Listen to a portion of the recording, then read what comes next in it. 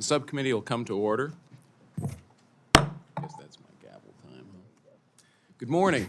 I want to thank all of you for being here today to discuss the Department of Agriculture's FY25 budget request. Mr. Secretary, I want to welcome you, and I look forward to hearing more about your priorities for the coming year, as well as having a discussion on other important issues under the jurisdiction of this subcommittee. USDA's FY25 budget request totals $25.1 billion, an increase of $2.2 billion, or almost 10% over last year's levels. As the subcommittee reviews the request, we will have an honest discussion about USDA's priorities and where our constituents' hard-earned taxpayer dollars make the greatest impact, especially as the President has proposed a $1.8 trillion budget deficit despite proposed tax increases in his budget. USDA's most significant requested increase is for the WIC program. The budget requests $7.73 billion, which is an additional $700 million above the recently enacted FY24 level, which was already $1 billion over FY23. There's bipartisan support for the WIC program, and all of us understand the tremendous benefit provided to mothers, infants, and children when they get a healthy, nutritious start. But whenever Republicans want to even begin to have a realistic conversation about the necessary funding level for the program, or suggest it could be any different from the Biden administration's request, we're immediately accused of wanting to starve pregnant women and their infants, which could not be farther from the truth. There are a limited number of resources for all the programs funded by this bill. I think it's reasonable and, quite frankly, it is our job as appropriators to ask questions about the requests for all of the programs, including WIC. For instance, why does USDA believe WIC participation will increase when USDA's own data shows that the participation has been declining since June of 2023? Why does USDA estimate that food costs will increase when the White House claimed just last week, quote, inflation is down by 2/3 from its peak and costs have fallen for everyday purchases from a gallon of gas to a gallon of milk? Well, if despite the White House claim of lower food costs, why fund WIC at the proposed levels? Again, that's exactly the same situation we faced when we finalized the FY24 bill 2 weeks ago. Look across the department and you will find that in the FY24 appropriations, many programs were in fact decreased, even your own office, Mr. Secretary. Some programs received level funding, but WIC received an amount of funding that data shows may have been more than necessary.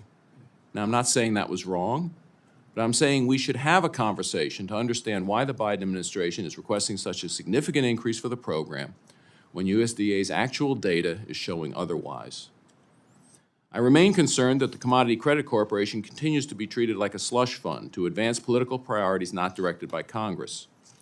I've read your comments in news articles over the past few weeks suggesting that you can use CCC funds to help farm safety net programs outside of the regular farm bill process. I'm perplexed as to how USDA would be able to do this, as establishing reference prices and farm programs is done by Congress, the legislative branch, not the executive branch. I hope our colleagues at the House and Senate Ag Committees can complete a farm bill this year. But if not, that does not give USDA the green light to start raiding the CCC to de facto set up new programs not authorized by Congress. We need to have an honest discussion about whether the federal government should continue to subsidize unhealthy food in the SNAP program. Over the past 20 years, multiple cities and states have asked USDA for the ability to restrict SNAP purchases of sugary drinks, but each time those requests have been denied. As we work through the FY25 process, it's important that we look for ways to best return SNAP, the largest food assistance program in America, back to its original purpose of advancing the nutrition needs of participants, not providing empty calories, which in fact could be potentially harmful to long-term health. Finally, I hope the department does not choose to use its communications office to launch partisan attacks on the work product of this committee. Let me remind you, the executive branch exists to carry out the legislative branch directives, not the opposite. Again, I appreciate you being with us, Mr. Secretary, and I look forward to today's discussion. Ranking Member Bishop, I'll now yield to you for any opening remarks you would like to make. Thank you very much, Mr. Chairman, for yielding, and it's good to see you again, Mr. Secretary. You're very kind to spend as much time as you did last month with the House Agriculture Authorizing Committee. It was a very cordial and informative session, and I trust that today's hearing will be also. The Agriculture Appropriations Bill is essential, I repeat, essential to the food security of people at home and abroad and to the American farmers who feed them. Before we look ahead to fiscal year 2025, though, I think it's worth revisiting the work of this committee for fiscal year 2024. Last year's process started with a House bill in whose development Democrats were given absolutely no input, none. I assure you that as chairman, when I chaired the committee, I didn't treat the minority that way. It was not the way this committee normally does business, and after a long list of culture war riders were added to the bill, it ended with the bill's defeat on the floor. None of that had to happen. And I'm happy, however, that in the end, we were able to come together and pass a bipartisan agreement. Those negotiations ended where they had to, without harmful extraneous policy riders and with funding levels which reflect the bipartisan agreement of the 2024 spending. None of us may have gotten everything we wanted, but compromise is rarely easy, and by making crucial investments like fully funding the WIC program, I believe that the fiscal year 2024 bill we passed this month moves us in a positive direction. I believe that both the majority and the minority, Democrats and Republicans on this committee and in the Congress, have much more in common than we have in differences. I believe that we all want to make sure that American agriculture remains secure. We want to all make sure that there's equity and opportunity for agriculture and rural communities. We all, I think, want to make sure that we have policies that add value to all of our farmers, large and small. I think we all agree that we want to rebuild rural America, and we want to have an adequate USDA staff to do that. We want to have affordable housing in our rural communities. We want to have health care in our rural communities. We want to have safe water and safe water systems. We want a farm loan program that works for all of our producers. We want better markets for our producers at home and abroad. And certainly, I think we all agree that we want adequate and innovative research so that we can continue in America to produce the highest quality, the safest, the most abundant, and the most affordable food and fiber anywhere in the industrial world. That's why I hope that we can start the process this year on a more productive and bipartisan path for 2025. The business of this subcommittee is not partisan. It's not Republican, and it's not Democrat. It's American. All of us, I think, want to make sure that we do and meet our responsibilities to the American people now and for preparations for the future. So, Mr. Secretary, I find hope in a statistic which you mentioned in your testimony, that 55 counties which were previously categorized as persistently poor have left that list, a number of them in my own congressional district. That improvement in the lives of people in those counties is testament to the fact that the Agriculture, Rural Development, and FDA Appropriations Bill offers a way out of poverty for many in rural America.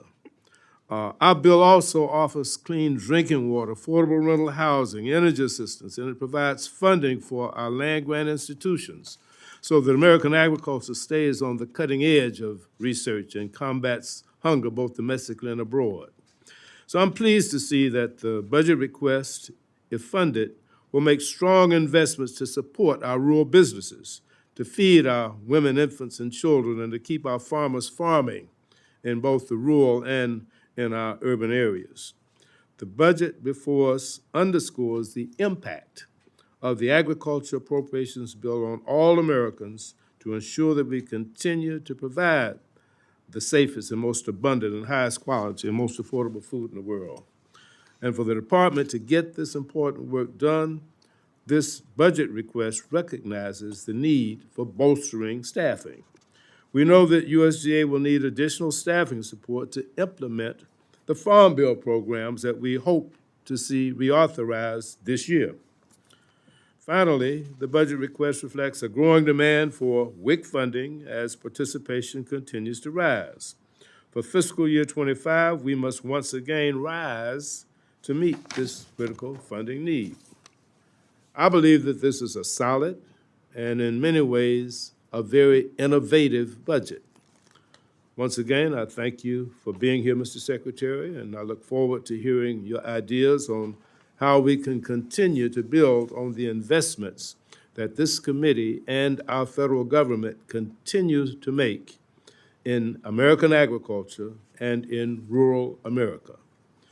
Thank you very much, and with that, I will yield back. Thank you very much, Mr. Bishop. I'd like to recognize Ms. DeLauro, the ranking member of the full committee, for an opening statement. Thank you so much, Chairman Harris, and thank you to Ranking Member Bishop for holding what's a very important hearing.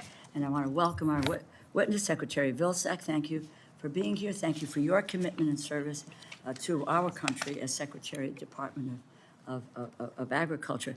Now, the agencies and the programs at USDA directly impact families in every community across this country. Farmers who grow the food we eat, rural water and waste infrastructure, school nutrition, family nutrition assistance. USDA is critical to keeping our farms, food, families safe and healthy. So we thank you for your commitment to each of these areas and all that is encompassed in the Department of Agriculture. You know, when a once-in-a-century pandemic exposed fragile supply chains across multiple industries, Mr. Secretary, you got to work to ensure the most critical pieces of America's food and agricultural infrastructure were resilient against a rapidly changing virus and economy as part of the Build Back Better initiative and with resources from the American Rescue Plan. Your actions delivered fairer prices for farmers, buttressing the support for those who grow, those who harvest, and deliver America's food, and bolstering a rural American economy. Housing, farmland, food safety, combating hunger, your department has an extraordinarily important portfolio. And we thank you for your dedication to these areas, going back to your many years of service, including in the Obama administration. You know, though it took more time than we would have liked, I want to say I'm pleased with where we ended up with this subcommittee's fiscal 2024 law. We fully funded Supplemental Nutrition Assistance Program, the SNAP program, the food stamp program, increased funding for the WIC program by over $1 billion, ensuring that no family was put on a wait list and that we are able to meet the nutritional needs of the most vulnerable in our society. We also reversed Republican efforts to drastically cut fruit and vegetable benefits currently provided through the WIC program. We protected women's access to mifepristone and rejected Republicans' attempts to obstruct reproductive care. We rejected discriminatory policy riders and cuts that would have increased costs on farmers. We protected the department's ability to assist farmers in times of crisis. We protected small producers against undue influence from large meat and poultry companies, and we helped producers who are behind the Farm Service Agency loans. I am pleased that this law increases oversight of agricultural land purchases within the United States by hostile foreign countries and entities protecting our national security. I share Ranking Member Bishop's frustrations over the 2024 appropriations process, with Democrats left out of the original drafting of this committee's bill, which, as you know, failed to pass on the floor of the House of Representatives. I hope my colleagues in the majority remember that this bill, like all of our committee's bills, will need to have the support of Democrats and Republicans in the House and Senate to move forward in order to become law. Looking to 2025, I appreciate the robust and responsible approach the administration took in ensuring that USDA can continue to meet the needs of America's farmers and families. The 2025 budget request builds on this success by requesting $24.5 billion for USDA. It's an increase of $2.3 billion, or an 11% over 2024. This would bolster rural development programs that create jobs and opportunities in rural communities, ensure domestic and foreign food aid programs are properly funded, expand conservation assistance to historically underserved farmers and ranchers, and continue protecting public health and preventing foodborne illness. I'm also intrigued by the new proposal to backstop WIC funding, so we do not face nutrition assistance cliffhanger like we just went through. So I plan to inquire more about how the administration developed this proposal later in this hearing. This budget would tackle hunger at home and abroad, fight climate change, and promote conservation, would support the staff at the Department of Agriculture who are dedicated to safeguarding American food safety and ending hunger. Thank you so much again for your dedication and your public service, Mr. Secretary, and for testifying before our subcommittee today. With that, Chairman Harris, Ranking Member Bishop, I yield back. Thank you very much. Given that this is our first hearing of fiscal year 25, I'd like to remind everyone that we'll abide by the 5-minute rule for questions. Please make sure to push the talk button on your microphone before and after speaking. Secretary Vilsack, without objection, your entire written testimony will be included in the record. I'll now recognize you for your statement, and then we'll proceed with questions. Mr. Chairman, thank you very much for the opportunity to be here today. Representative Bishop and members of the committee. You all have done a great job of outlining the work of USDA, but in the interest of making sure that we cover all our bases, I want to make sure that everyone understands the breadth of our department. It is indeed a department that expands and creates more new and better and more competitive markets for our farmers here and around the world. We do a job of helping to finance operations and land access for our farmers. We partner with them to conserve our natural resources with healthier soils and cleaner water.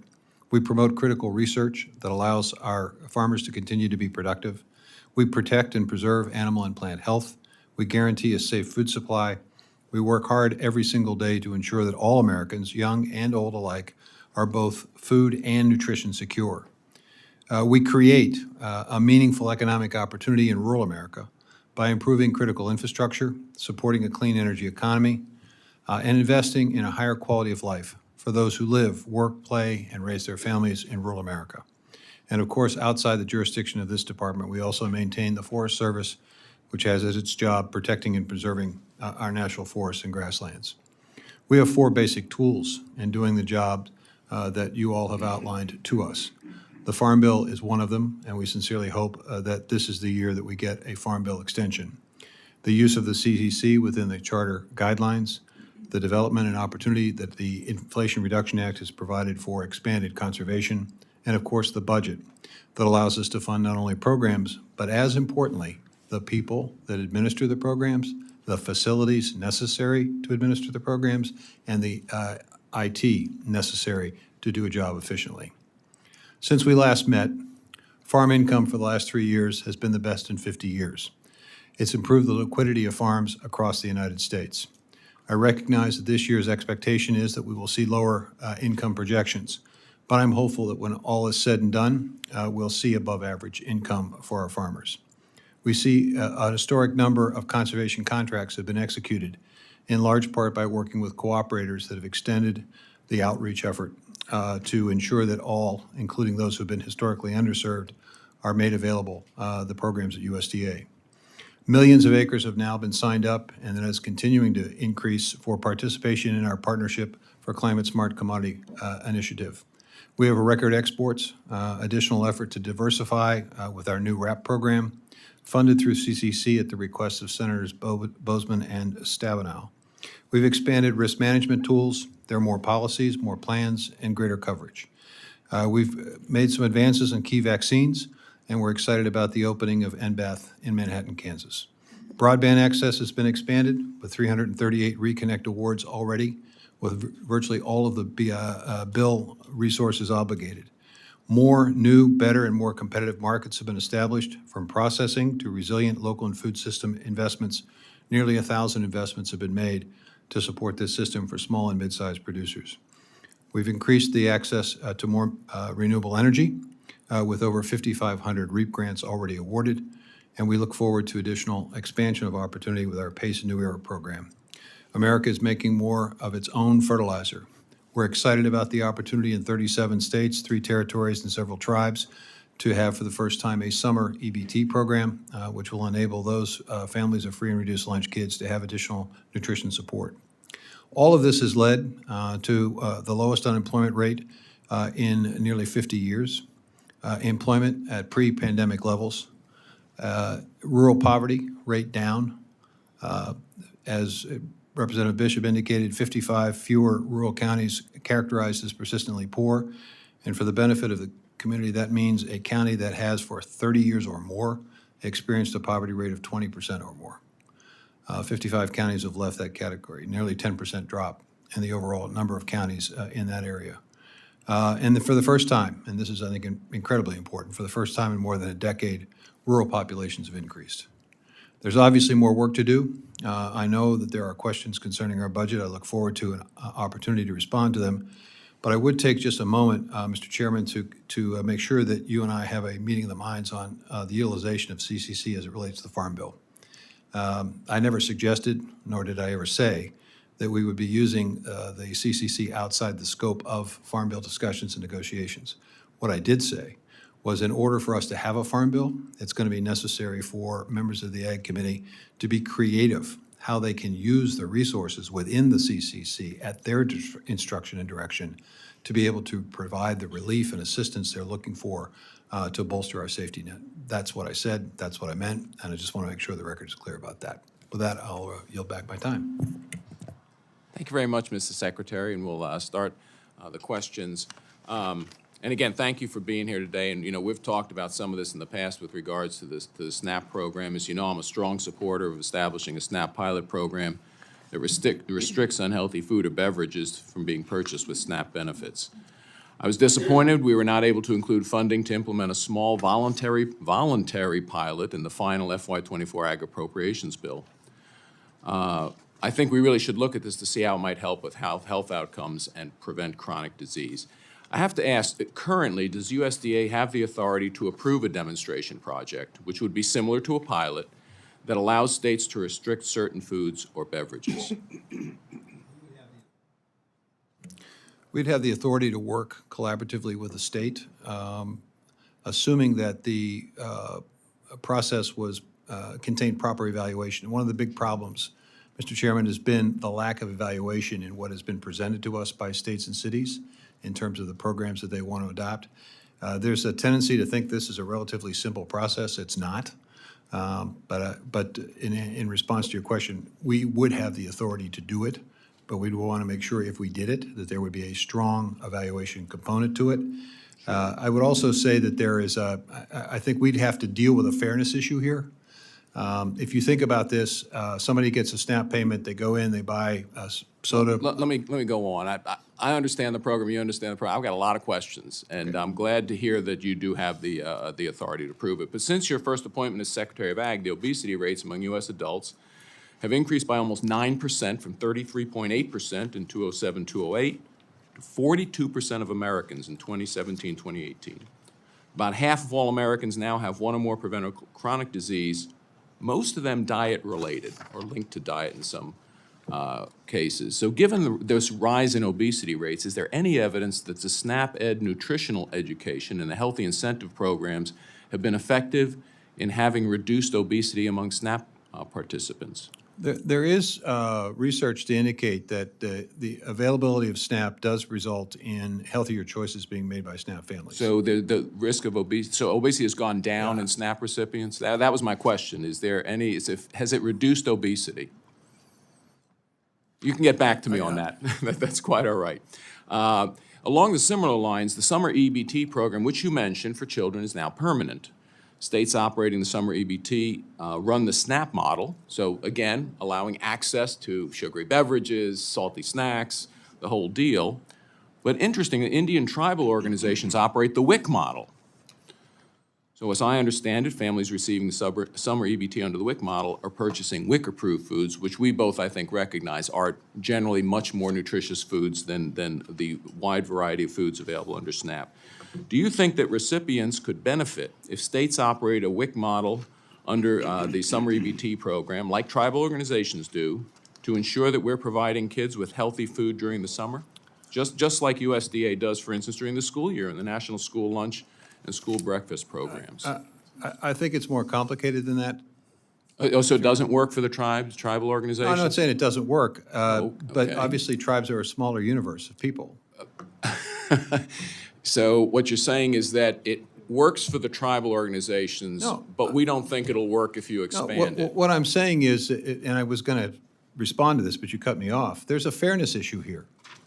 Okay, there's a fairness and a consistency issue. If indeed the goal here is for taxpayer dollars to be directly linked to more nutritious decisions, are you going to make that same decision for farm emergency relief? Farmer gets emergency check from the government, cashes it, goes to the grocery store. Are you going to restrict him from, why not? Well, That's okay, the, I so- mean, fundamentally, that's the issue. No, The- Mr. Secretary, it- no, it- it's I'm going to absolutely reclaim my the issue. time.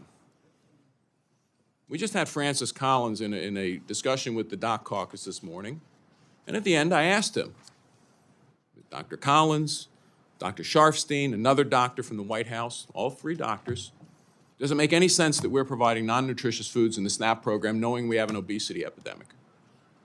I urge you to ask some physicians you know as to whether or not it makes sense we do it. It's not And just then- poor people that are obese. It's middle-income people, it's rich people. I mean, it's an issue all across the country. Mr. Secretary, the difference is we're not buying food But for you the are. middle-class people. We're buying food. But you are. Absolutely you are. Mr. Secretary, I'm not going, If you get any federal assistance, if you think that providing sugary beverages and salty snacks is a good idea. I don't think with the that. federal government, I well, don't- then I hope you and I can work together on a solution. I don't think that. I think it's a matter of fairness. If you got to treat one, you got to treat them all. That's my point with the tribal organizations and summer EBT. Thank you very much, Mr. Chairman. Mr. Secretary, on the farm economy, while the last 3 years have been exceptionally strong for net farm income, USDA expects that in 2024, the farm economy's performance will somewhat normalize to what we've seen over the last 20 years due to falling commodity prices and rising input costs. However, in 2022, when net cash farm income reached a record high at over $200 billion, 13% of commercial farms, 50% of intermediate farms, and 63% of residence farms had negative farm income. In your remarks that I read, you mentioned several programs that help grow markets for American farmers and that receive mandatory funding. How can we on the Appropriations Committee support and grow the farm economy on the discretionary side of the budget? Continued support for local and regional food systems. The reason being that when farmers are operating under the normal food system, they get roughly anywhere from 15 to 20 cents of the food dollar. When they sell locally directly to their consumer, they get anywhere from 50 to 75 cents of the food dollar. So to the degree to which you can continue to support local and regional food systems and the programs that are already in USDA, supporting our processing initiative, for example, continuing to support renewable energy production. Why? Because it's an opportunity for a new commodity, a new stream of income for producers. RECs are going to be transitioning to more renewable sources. Farmers have the ability to provide excess energy and therefore additional income. And finally, making sure that we continue to support the conversion of agricultural waste into a wide variety of bio-based products, everything from sustainable aviation fuel to bioplastics and everything in between. You mentioned in a hearing recently that the number of persistent poverty counties is down, and you reiterated that today. ER says it's down by 10% when comparing 2021 to 2011. And of course, that's great news, but I'm pleased to note that many of the counties that are no longer considered to have persistent poverty are in the Southeast, including 5 in my district. Can you talk about why you think these improvements happened? And you noted that there's been an increase in the number of people living in rural areas. ERS says that between 2020 and 2022 that the rural population increased by 0.25%. which is not a lot to celebrate, but it's a change in what the trends have been over the years. So can you share your thoughts on how that came about? Obviously, the degree to which we are investing resources in rural America has increased through the American Rescue Plan, the Infrastructure Law, the Inflation Reduction Act. Farm income improving obviously was a component of this. Investments in the Rural Partnership Network, I think, are also critically important. By focusing on the persistently poor areas as we are with RPN, we're essentially allowing and providing intensive care for those areas, investing in critical infrastructure, critical economic development opportunities in those areas, resulting in more jobs, more income, and I think a sense of hope. I think to the extent that we are expanding climate-smart agriculture, to the extent that we are seeing more new and beginning and young farmers, which is the one positive from the farm survey that came out recently. We've seen an increase in beginning farmers. We've seen an increase in young farmers. We've seen an increase in veteran farmers, continuing to invest in those opportunities. So it's a combination of many, many, many things. Thank you, Mr. Secretary. Let me get a little more provincial. In meetings at home and in D.C., I'm hearing from a lot of my peanut and cotton growers from the Southeast, as well as agribusiness owners and bankers, that farmers are struggling financially. Much of this is due to the dramatic increase in farm input costs, high interest rates, weak exports. And as you know, the financial situation on the farm impacts many aspects of the rural community.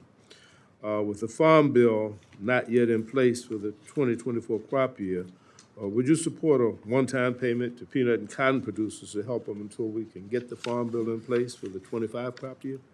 Congressman, I'd be happy to work with your staff to see what might be possible. I would say that we are continuing to get resources out under the Emergency Relief Program. There are also additional programs, additional opportunities for additional assistance for your producers, in addition to or in lieu of a single payment. This was done previously for rice producers, I think, for the 2022 crop through an appropriations bill. It was, but we had to give up something in order to be able to finance the $250 million that went to rice producers. I'm not sure what you're willing to give up or what members of this committee are willing to give up or what I'm willing to give up. Thank you. My time has expired. Thank you very much, Mr. Bishop. Mr. Valadeo. Thank you, Chairman. Thank you, Secretary, for being here. I appreciate your time. In 2017, Puerto Rico's dairy industry was ravaged by hurricanes. At that time, the USDA took swift action to aid the operators by allocating up to $12 million through the Commodity Credit Corporation so that Puerto Rico dairy producers could apply and receive vouchers that covered 100% of the estimated feed cost per head for about 30 days. As you are aware, last year, California's Central Valley experienced flooding events that it hasn't seen since the 1980s. In fact, there's still evidence of the legendary Tulare Lake just a few miles south of my own home in Hanford. Yet 1 year later, there has been no similar action taken to help reimburse our California producers for feed losses, relocation of livestock, or shelter-in-place procedures. While similar programs were implemented for an island territory in 2017, we haven't seen the same effort for California, home to the largest dairy industry within the 50 states. It's something that obviously is important to me, but in the Central Valley, I know a lot of agriculture was helped, but for some reason, dairy is not allowed, and to qualify for some of the programs out there. And a lot of the flooding probably wouldn't have been as bad had management of our rivers and creeks and things that were going through the valley, if they hadn't have been ignored for so long. It made rivers flood in areas that weren't previously expected, and farmers were waking up with 2 to 3 feet of water and having to evacuate cattle just to save them and try to do as much as they possibly could. And for some reason, dairy's been left out of this. So as you have a discretionary powers with the CCC, what plans do you have to provide assistance to our state's dairy industry recovering from this crisis? Well, just to be clear, for the chairman's benefit, I don't have discretionary authority. I have to work within the guidelines set forth in the charter. But no one challenged Purdue when he did that for Puerto Rico, and that was a territory. Now we're talking about one of our own states. Chairman Harris apparently wasn't in the position he's in now. Well, No, look, in order for the CCC to work, you have to stay within the guidelines. You have to stay within the charter. That is how Congress has authorized the development of the CC, and it's basically said it can be used to promote commodities. So I guess the question is if one secretary is able to do it and no one challenged that secretary, why is this one different? And why do you feel like you need to go that? And obviously, I'd like to give you more discretion so that this wouldn't be a debate, but the opportunity was there and it's been done. I can't speak to what motivated Secretary Perdue to do what he did. What I can tell you is that I ask our general counsel's office, anytime we do anything with CCC, is this authorized by the charter? Because I want to stay within those guidelines. And that's one of the reasons why we have never drained the CCC, as was the case in the previous administration, forcing you all to have to replenish it. We haven't done that. We're not going to do that because that's not, in my view, the way that should operate.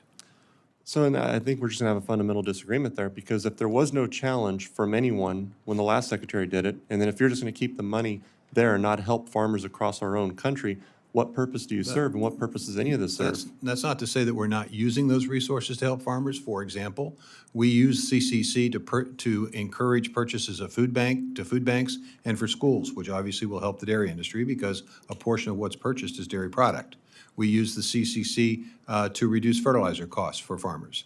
We've used the CCC for a multitude of other commodity-related programs for farmers. The avian influenza is another example of resources that have gone into California and elsewhere that have been hit by avian influenza. So we use the CCC to help farmers. We just use it within the confines and structure of the charter. Well, it's not been challenged before. It's happened before. There's a precedent to follow on this one. And then as far as the pricing side of things, I think the prices right now, when you look at the majority of commodities, they're in probably some of the worst shape we've ever seen. We've got cheese prices sitting at $1.47, I think, today. And we had prices in the last few years where butter was sitting up close to $4 and it's down under $2. When you look at almonds are down under $2 when there was a time they were up above $4. Pistachios on their way down. Almonds or walnuts are at about a third of their cost of production. Table grapes are struggling. I mean, there's a lot of evidence where you're saying that you're using this to help farmer prices, but there's no evidence to back that up. Now, there's a precedent that can be set, that has been set on helping dairy farmers who have needed help in the past. And there's an opportunity here to help one specific category that did not qualify for any of the other assistance that was provided during those same storms. Why are they being left behind? So I think my time's expired. Thank you. Thank you very much, Mr. Valadeo. Mr. Lauro. Thanks so much, Mr. Chairman. Just an aside, I guess anyone who gets a federal subsidy, we ought to just see whether or not they are obese. And if that's the case, let's check into what kind of food they're buying. Let's set up an office of the food police. Anyway, let me move on to the WIC issue. WIC is a lifeline for so many families. More than half the routine formula sold in the U.S., 56% as of 2018, is purchased by participants in the WIC program. There's a March 24 FTC released, Mr. Secretary, a report that concluded that the WIC program and its use of single supplier infant formula state rebate contracts has a significant impact on the U.S. infant formula market. How can the U.S. build a more diverse and resilient infant formula supply? What's your thought on a single supplier infant formula state rebate contract?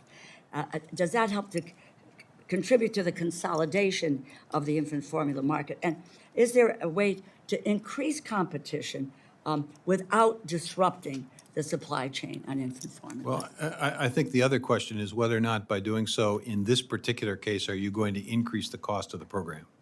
Because the rebate system About $1 has billion. saved significant monies with reference to the program, which I think is an important consideration. It's a tough business, honestly, in terms of folks, but I think there are additional plants being produced in the United States, and that should increase the supply, which should hopefully mitigate a circumstance like we had to experience several years ago.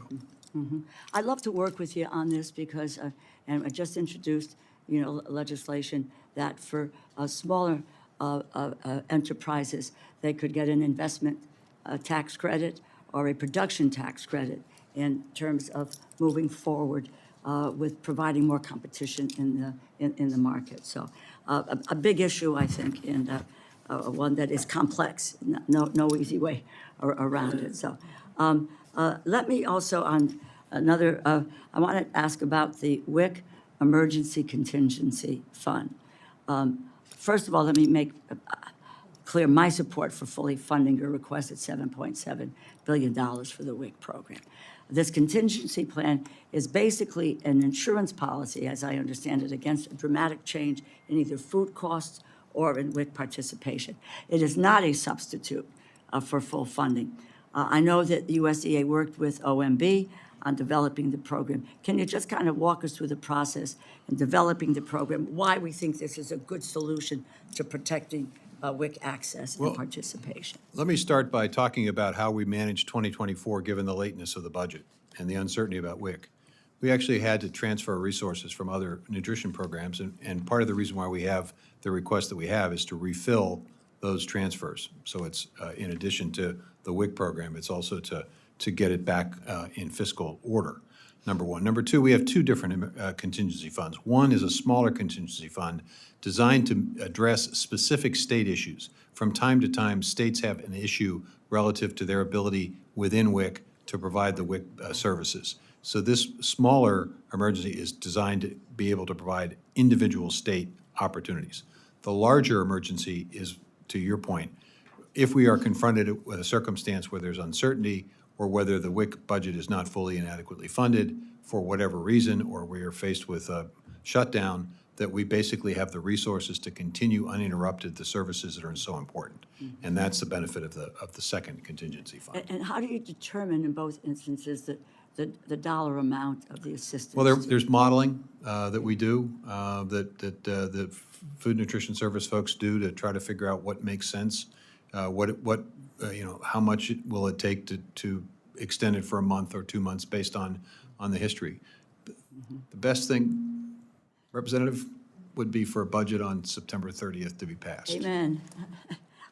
And since 1995. Trying, but my understanding is that we will vote at 11 o'clock tomorrow morning, 6 months into this fiscal year. So I'm all for September 30th. And anyway, so I'm going to yield back my time. I thank you very, very much, Mr. Secretary. Thank you very much, Ms. DeLauro. Mr. Molinar. Thank you, Mr. Chairman, and good morning, Secretary Vilsack. As you know, small farms are struggling to get by as labor costs skyrocket. Many farmers and growers in my district utilize the H-2A program, but the constant increases in the adverse effect wage rate are unsustainable. I'm hearing from fifth and sixth generation farmers that they may only have 1 to 2 years left before they are forced to leave the business because the costs are too high. Farmers have told me their H-2A workers are just as concerned about the cost hikes. The workers know their job will be lost if the farm goes out of business. I have legislation, the Supporting Farm Operations Act, which would pause these increases for 2 years and help prevent some American farms from shutting down. Yet as this freeze would give farmers breathing room, the AWR is set by data collected by the Farm Labor Survey at USDA. What are USDA and the National Agricultural Statistics Service doing to ensure the Farm Labor Survey is representative for each state? We are doing what our scientists and data collectors always do, which is to try to do the very best job of collecting the most accurate information. I would say that I think a better response to all of this would be to pass the Farm Worker Modernization Act, which Representative Newhouse and others have proposed, because that would have frozen for a year, and that would have created a range under which the income could Mr. go up Secretary, or low. I understand that bill, but that didn't pass, it didn't get signed should have into law. passed. Well, but as the Secretary of Agriculture, how are you standing up for American farmers and telling your counterpart at the Department of Labor that her regulations are hurting American farmers? You know, there are two parties here. In addition to the farmers, there are also the hardworking farm workers. And this is tough work. It's hard work. Part of the challenge with these wage rates is the situation where a farm worker is asked to do more than farm work, is asked to do a skilled position, a skilled job, and that's where a lot of the adjustment has taken place. So when they're asked to do more than just a farm job, a farm worker job, they're asked to do a skilled job, isn't it fair to make sure that they are adequately compensated for that job? Absolutely. Well, that's Unfortunately, part of they the are, challenge. they are overcompensated, and they're Well- putting farms at risk. I don't think the status quo is going to work for I don't know farmers that- in America. I don't know that they're overcompensated.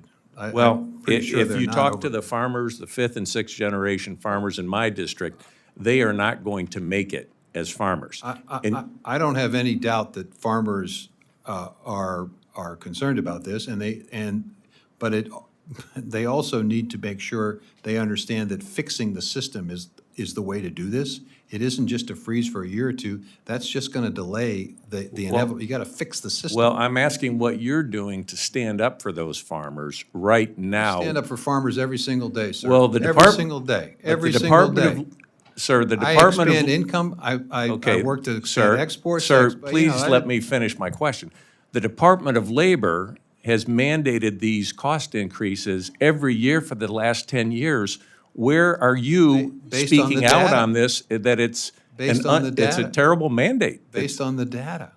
Okay. The data Well, doesn't your lie. predecessor, Secretary Perdue, stated the Farm Labor Survey was not designed to be used as a source of wage rates for the H-2A program. Do you agree with him? I think it is an accurate and an appropriate vehicle to be used. Why wouldn't it? Why wouldn't you want the farm labor costs to be calculated and included in that? Well, I think the point is $18.50 an hour in Michigan, plus housing, plus transportation. Our farmers cannot afford that. And you are standing by idly while the Department of Labor That's not true. Secretary is continuing to raise the costs on American farmers who are not going to be able to make it. And those jobs are either going to go to other countries or automation, and our farms are going to be out of business. So, Mr. Secretary, I would ask you to stand up for American farmers, and you're the only one in the administration that can do it, and if you aren't going to do it, no one else is. I stand up for farmers every single day, sir. Not on this issue. Well, I stand up for them, and I also stand up for farm workers, who are an extraordinarily important part of the farm economy. So, Because Mr. without them- Secretary, if I go back to my constituents, the message to them is the status quo is okay, and just get used to it. No, the message is, the data is what it is. We're working to expand opportunities and income for you so that at the end of the day, both you and the farm workers can prosper. Thank you, Mr. Secretary. Thank you very much, Mr. Molinar. Ms. Pingree. Thank you very much, Mr. Chair, and thank you, Mr. Secretary, for being here, and I very much appreciate the work you do on behalf of farmers and families in our state. I know this has been a challenging funding year, but I'm extremely glad that we have gotten through this cycle of the appropriations process and hope that we can come up with a compromise agreement between Republicans and Democrats on this next year.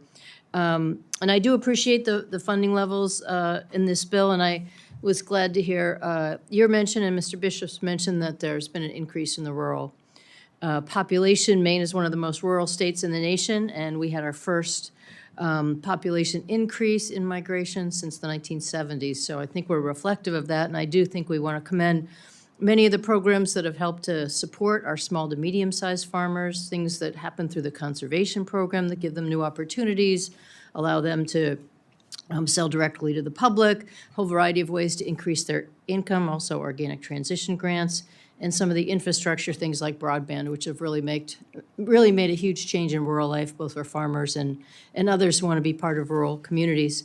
I'm pleased to see there's some housing money added into this bill, because I think rural housing is also one of our huge challenges, and the more emphasis you can put on that, I think the more helpful it'll be in our state and certainly states around the country. I just want to tackle a couple of things that are persistent issues for us. One's around meat processing, and it's one of my longtime favorite topics. Certainly, there's been an interest in buying food locally. We saw the supply chain issues during the pandemic, and that just enhanced the challenges that farmers were facing about finding enough slaughterhouse capacity. I know there was $1 billion in the American Rescue Plan. That's been hugely helpful, the local meat capacity grant program, the work that the USDA is doing on the food inspection safety services, working with states, including Maine, on our cooperative agreement. All good. I see there's some additional funding for these programs. Can you just talk a little bit more about sort of where we are and how we get to that goal of having sufficient infrastructure again? There are four aspects of our initiative in processing. The processing expansion grants, there's another round of processing expansion grants that will be issued by the New Hampshire Foundation that has the resources in the, making the decision-making. You'll probably see those in the next couple of months.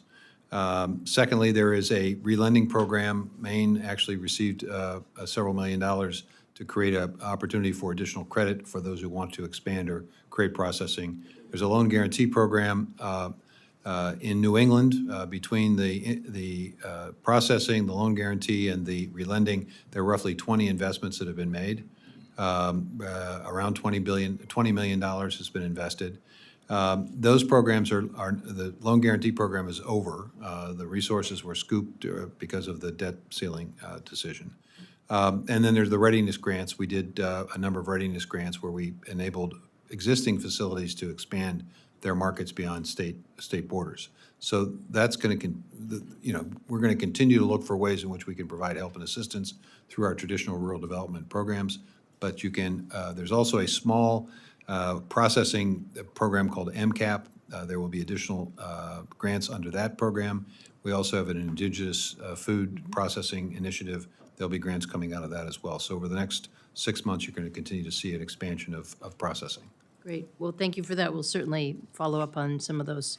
I got a little bit of time, and I just want to talk to you about the organic transition programs. We have 500 certified organic farms and processing operations in Maine. It's about $120 million in sales. You talk so often about enhancing farmers' income, and that's one of the great ways. It's also, of course, a very climate-smart, friendly agriculture with an emphasis on soil.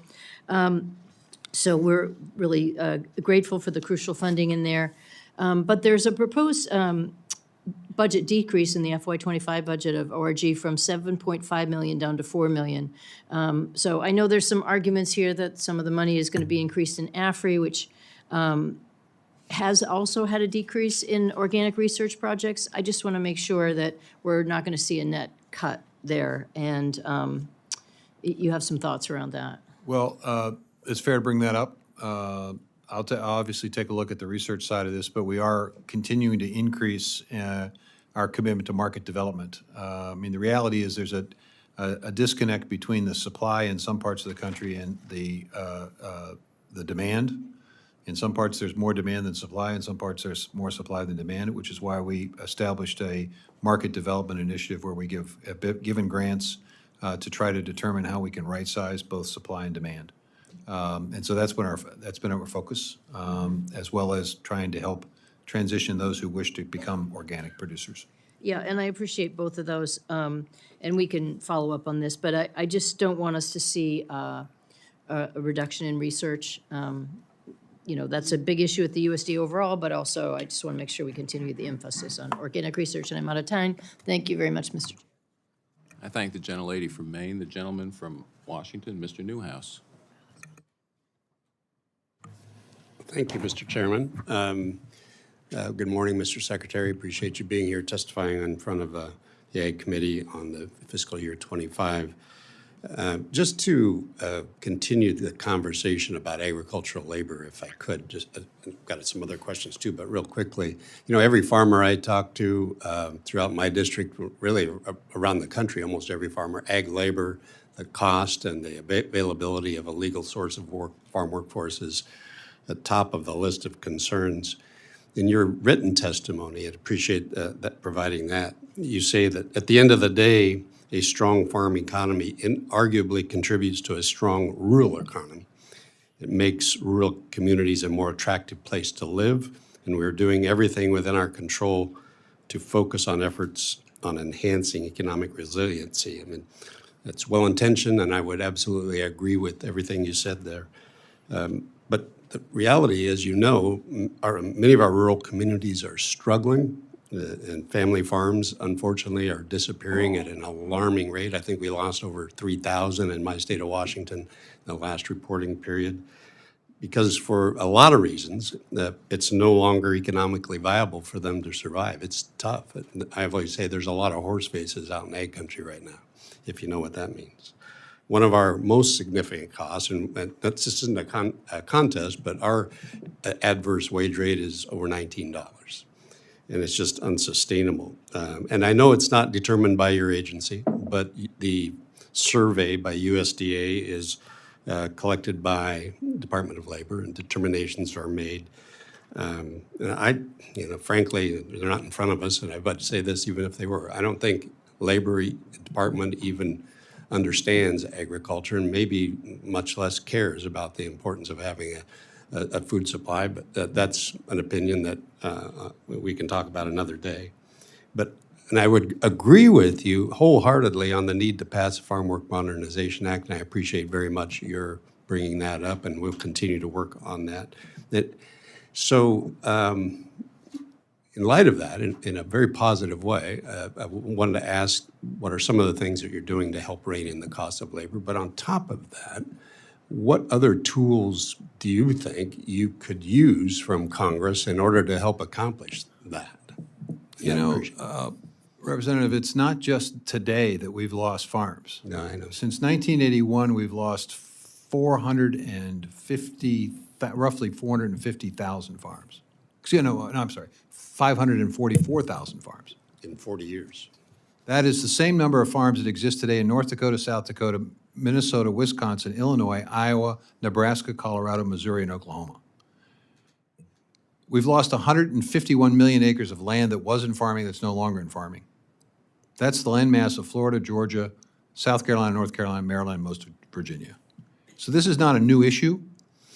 And part of the problem is that the system is designed for productivity and production of a commodity of which there is small profit, if any profit. So you have to have a lot of it.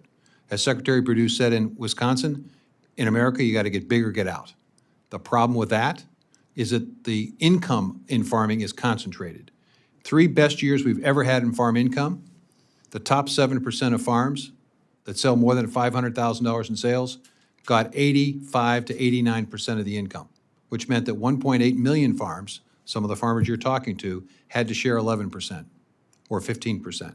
That's the challenge here, is to create a companion system that isn't just about productivity, but it's about income sources. 88% of American farmers work 2 jobs. Why is it that we're allowing farmers to work 2 jobs? Why aren't we figuring out ways in which the farm can generate 2, 3, 4 income sources? So if you want to really help your farmers, then I would say 2 things. Pass immigration reform or the Modernization Act. Okay, pass it. No excuses. Get it done.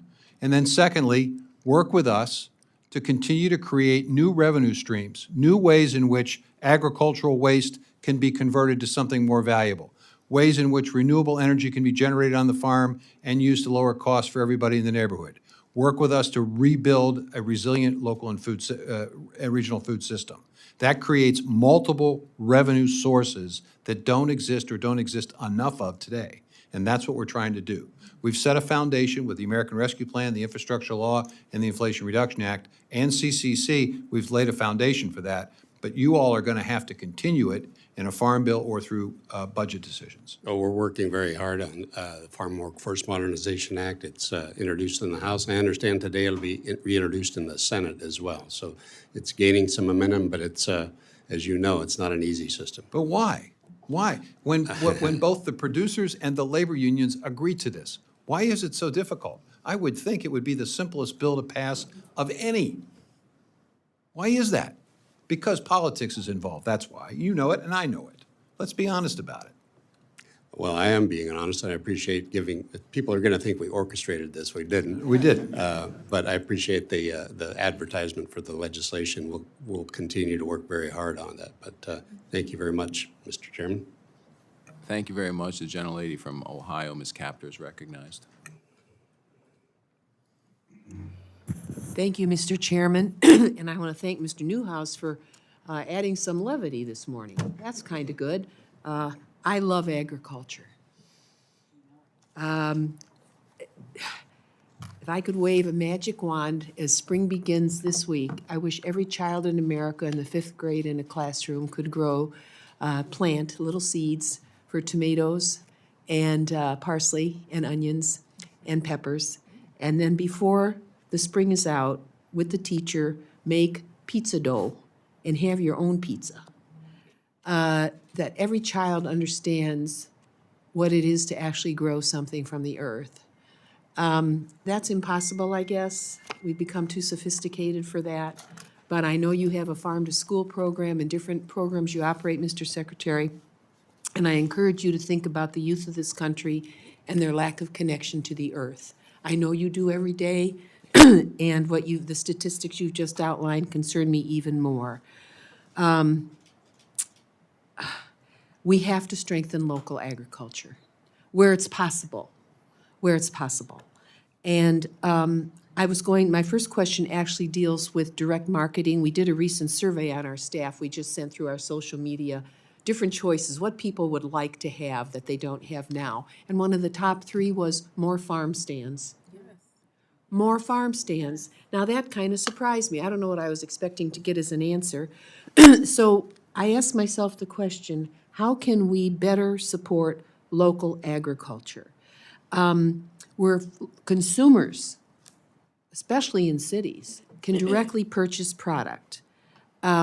And how can we contract with organizations that buy a lot of food and put some of those dollars back into the farmer's pocket, starting with the school systems, number 1.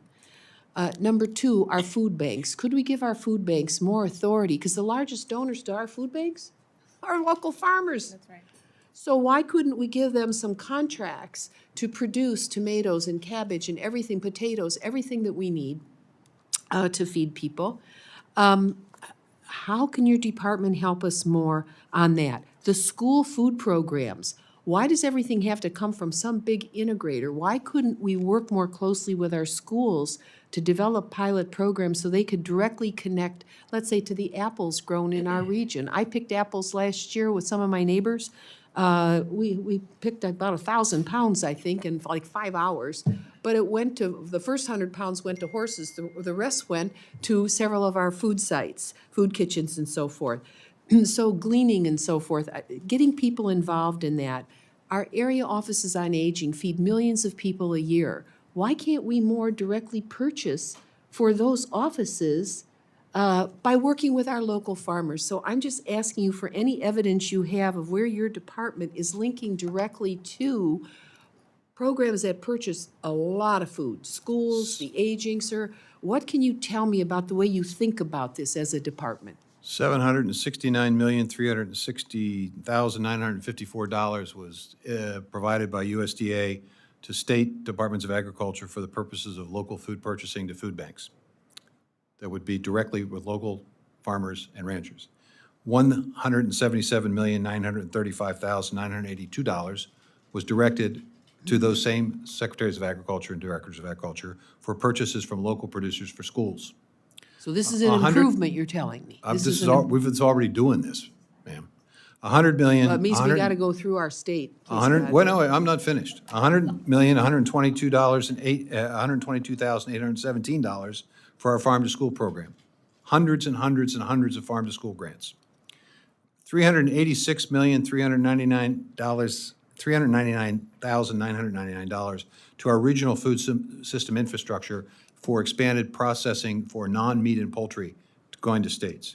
The establishment of regional food business centers, there are 12 of them around the country. We financed them for 5 years. There are 12 centers, basically to provide coordination, technical assistance, and capacity building for local and regional food systems. Sir, can you give me the locations of those? You don't have to do it now, but for the record. We'll give you a map, and we'll show you exactly where it is. I think yours is Michigan State, and they've contracted with a number of entities in Ohio and in other states to basically provide assistance, technical assistance, coordination, and capacity building. And that doesn't include the $324,252,164 that we provided for our local ag marketing program, the LAMP program, which is Farm to School, Value Added Producer Grant, Local and Regional Food Systems. We are spending and investing resources. Why? To the point that I made earlier, this is how you rebuild a revitalized rural economy and provide hope and opportunity for small and mid-sized producers. I think it'd be very helpful for our producers to hear this and to find out how they connect to this system, because I don't believe that it's happening easily in the region. I'm in Northwest Ohio, but largest watershed in the entire Great Lakes. So we're an abundant area, and we need to better connect to you. somehow. I don't know how we do that, but if you could send somebody to see us, we will do it. Am I out of time? I hope not. I guess I am. But I very much would appreciate knowing who to connect to in your department. And also for urban agriculture, we are now producing in the city. I need to know whether it's only through the NRCS that we do this. It's a big department. There's lots of layers. We would be very benefited by being directly connected to whomever would have the best information we could use to engage additional others. So that's my first set of questions. Thank Thank you. you very much. Thank you very much. Thank you, Mr. Chairman. The gentlelady from Iowa, Ms. Hinson, is recognized. Thank you, Mr. Chairman and Ranking Member, for holding this hearing today, and thank you, Mr. Secretary, for appearing before us and answering our questions so we can work together to make sure we're serving those farmers, ranchers, and rural communities. And I'd like to kick things off with a topic that I think is on the mind of many Iowans, certainly a top priority for me here in Congress, and that's ensuring that our food supply is safe from our adversaries, including the Chinese Communist Party. I think it's a top national security issue for our country. And I know I've heard you agree with that sentiment many times before publicly. In January, the GAO issued a report to evaluate federal disclosures of foreign ag land purchases, including the USDA's implementation of AFIDA, Agriculture Foreign Investment Disclosure Act. Among their recommendations was that USDA should ensure better coordination with CFIUS member agencies, take steps to update the AFIDA handbook to guide department procedures, because the report also notes that they were last updated in 2006, so it's certainly time. So can you provide an update for us, Mr. Secretary, on the department's progress in implementing the GAO's recommendations? We have worked more closely with CFIUS. I made a request of the Treasury Department for us to be more engaged in issues involving agribusiness, agriculture, farmland, and we have, and we've been engaged and involved in a number of projects. We appreciate the fact that in this 2024 budget that was recently passed, provided resources for the first time directly assisting us to expand staffing for that purpose. We are in the process of updating the handbook both for the headquarters and for county offices to provide guidance. We're also taking a look at the way in which we can verify the collection of data. We're expanding the review of our loan portfolio. We're extending our review of tax records in an effort to make sure that we are doing the best job we can of identifying circumstances where land transactions occur. You need to know, however, that it is an imperfect system. No matter how much money you give us, it will always be imperfect for this reason. There are over 3,000 county recorder offices around the country. Every county has a recorder office. It would require us to have a centralized database where every real estate transaction would be essentially put into a database to look at. It's just a lot of cooks in the kitchen, right? So I certainly understand that, and if you could keep us apprised as you make those changes to the handbook and communicate that down the line, just keep us apprised of the progress there, Mr. One of the other initiatives was Congress directed us to establish a portal, but you didn't provide the resources to do it.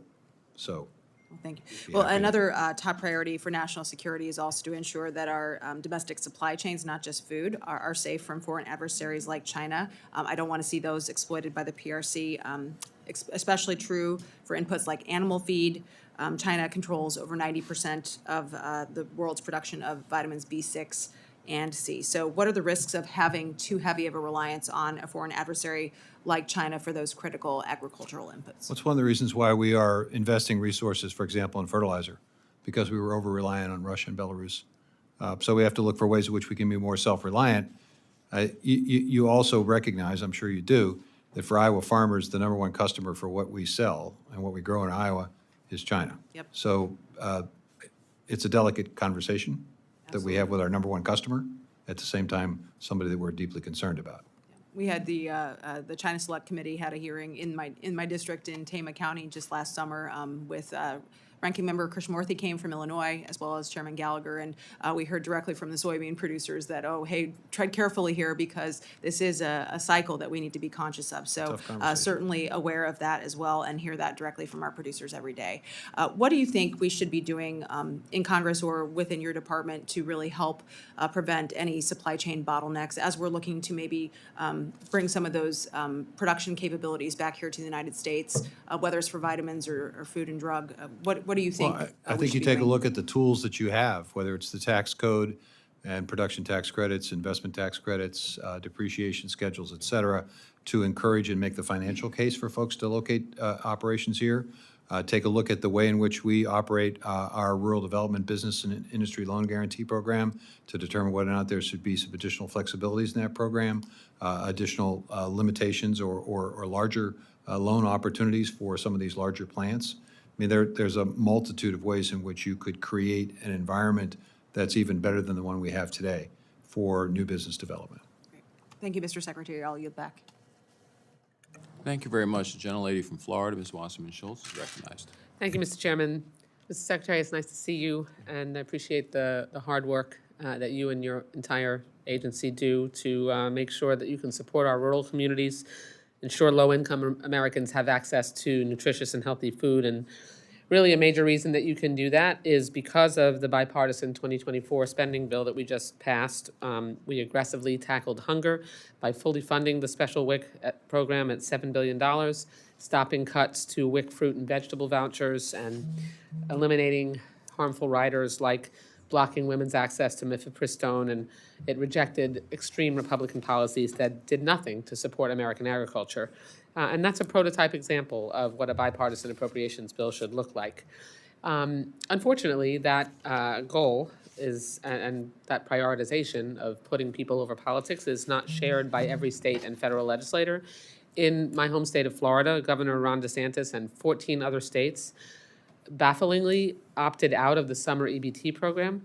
This is a program that would benefit more than 30 million children across America, but now only families in participating states will receive an additional $40 for every child during the summer months to help put food on the kitchen table.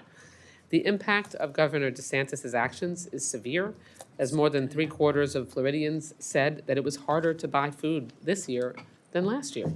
In addition, almost half of parents with children in Florida's public schools reported experiencing one or more symptoms of food insecurity last year. Despite these struggles that people face every day, some governors continually play politics by turning down resources like this much-needed federal program.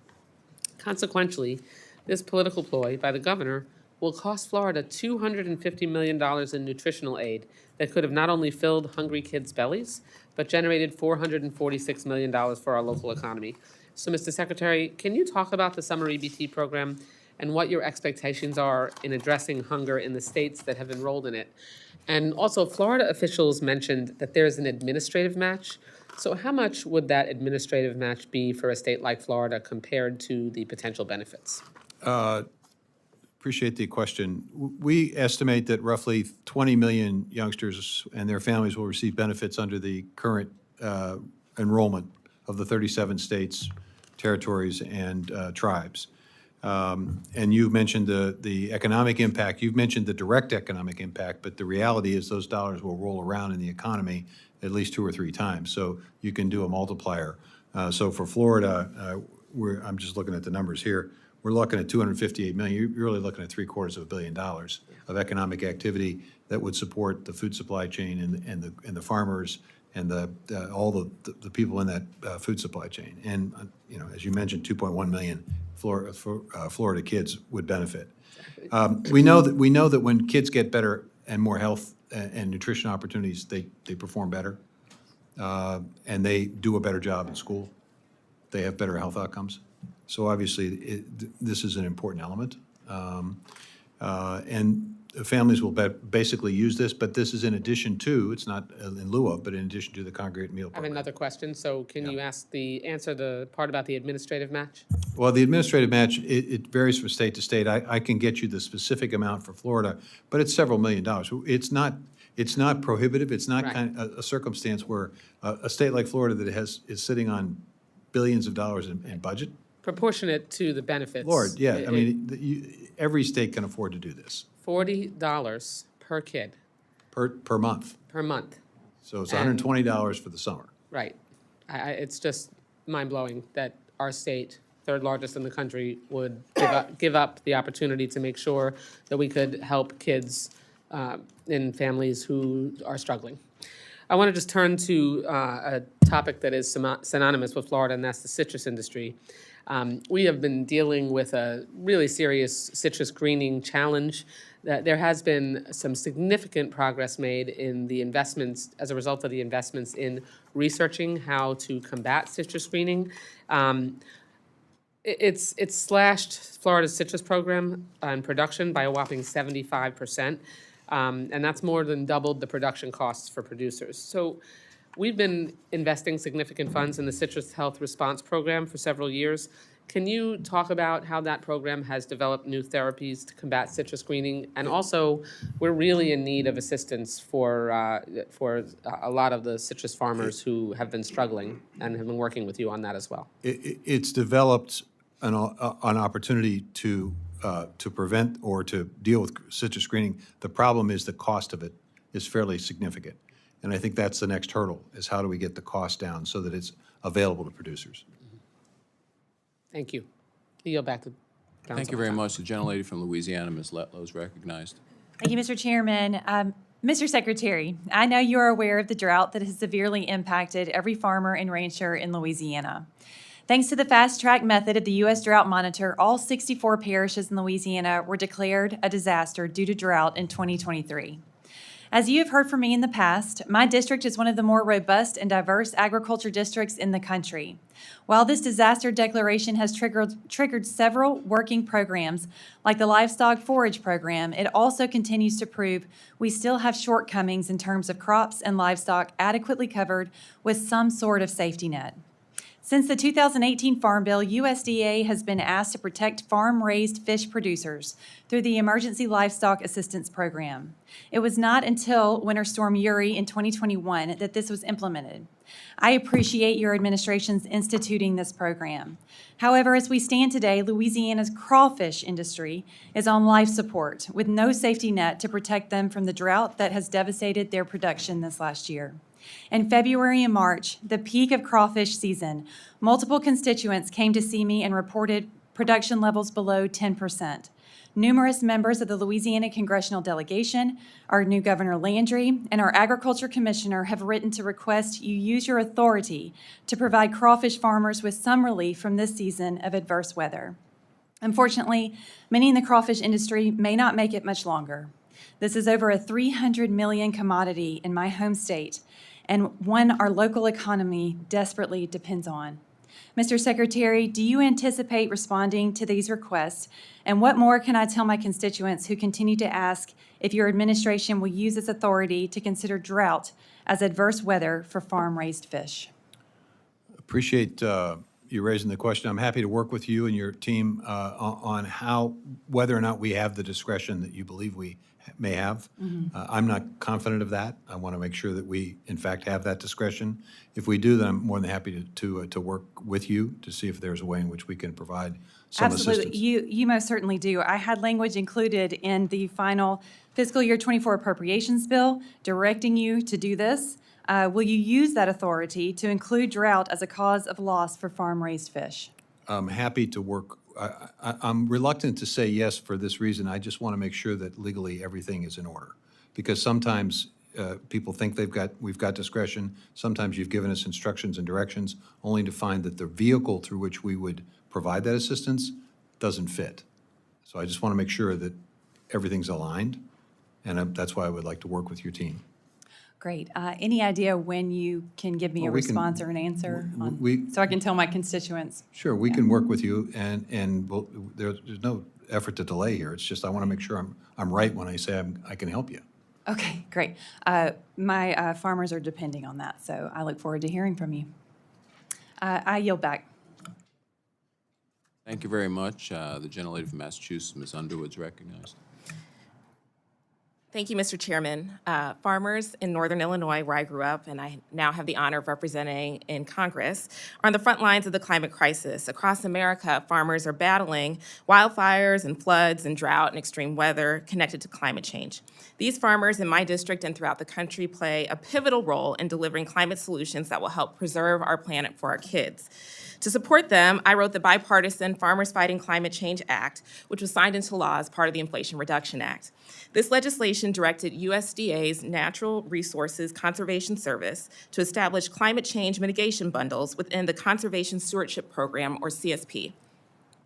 These bundles compensate farmers for agricultural practices that reduce greenhouse gas emissions and increase carbon sequestration, such as cover crops and no-till farming.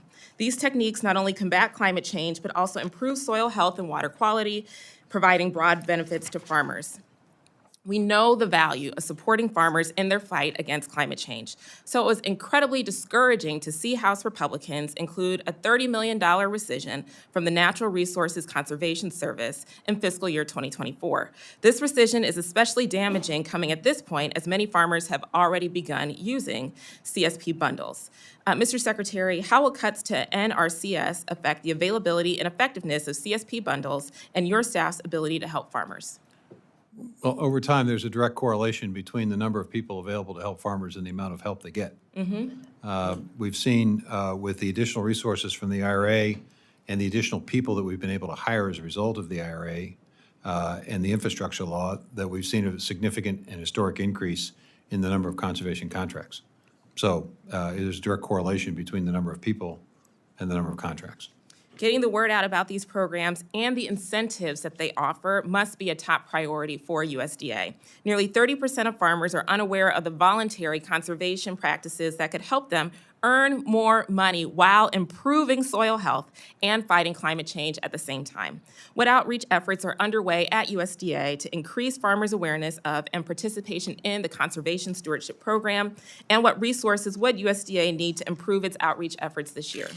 We've entered into over 120 contracts with organizations and groups that have connection with historically underserved beginning farmers, veteran farmers, the folks who may not be able to be aware of the programs. Over 75,000 contacts have been made. There have been a number of workshops. There have been a number of webinars. There have been a number of, about over 9,000 of those individuals receive technical assistance. Great. And we have hundreds of them signing up for contracts. So continuing that effort would be critically important. So what I hear you say is that this is popular. People want these resources, they want to sign up with USDA, and we have an opportunity to expand our reach with additional resources for outreach. Record levels. Excellent. So I'm encouraged to see that the President's budget request includes $985 million for NRCS, with plans to hire thousands of employees to help implement farmer-friendly policies included in the Inflation Reduction Act. Could you elaborate on why a fully staffed NRCS is essential for supporting and empowering our farmers nationwide? The ability to determine precisely what kind of opportunities are available. I've just got a list here of 20 different climate-smart agriculture practices that the Excellent. NRCS has, and under each one of these categories, there's multiple choices.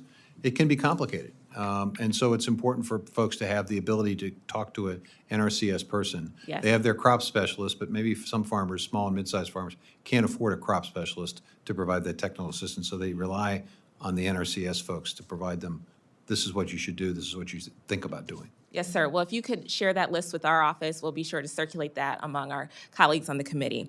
I want to change gears. The USDA's Office of Tribal Relations plays a critical role in serving as a dedicated point of contact for tribal issues, ensuring that USDA programs and initiatives are developed in consultation with American Indian and Alaska Native communities.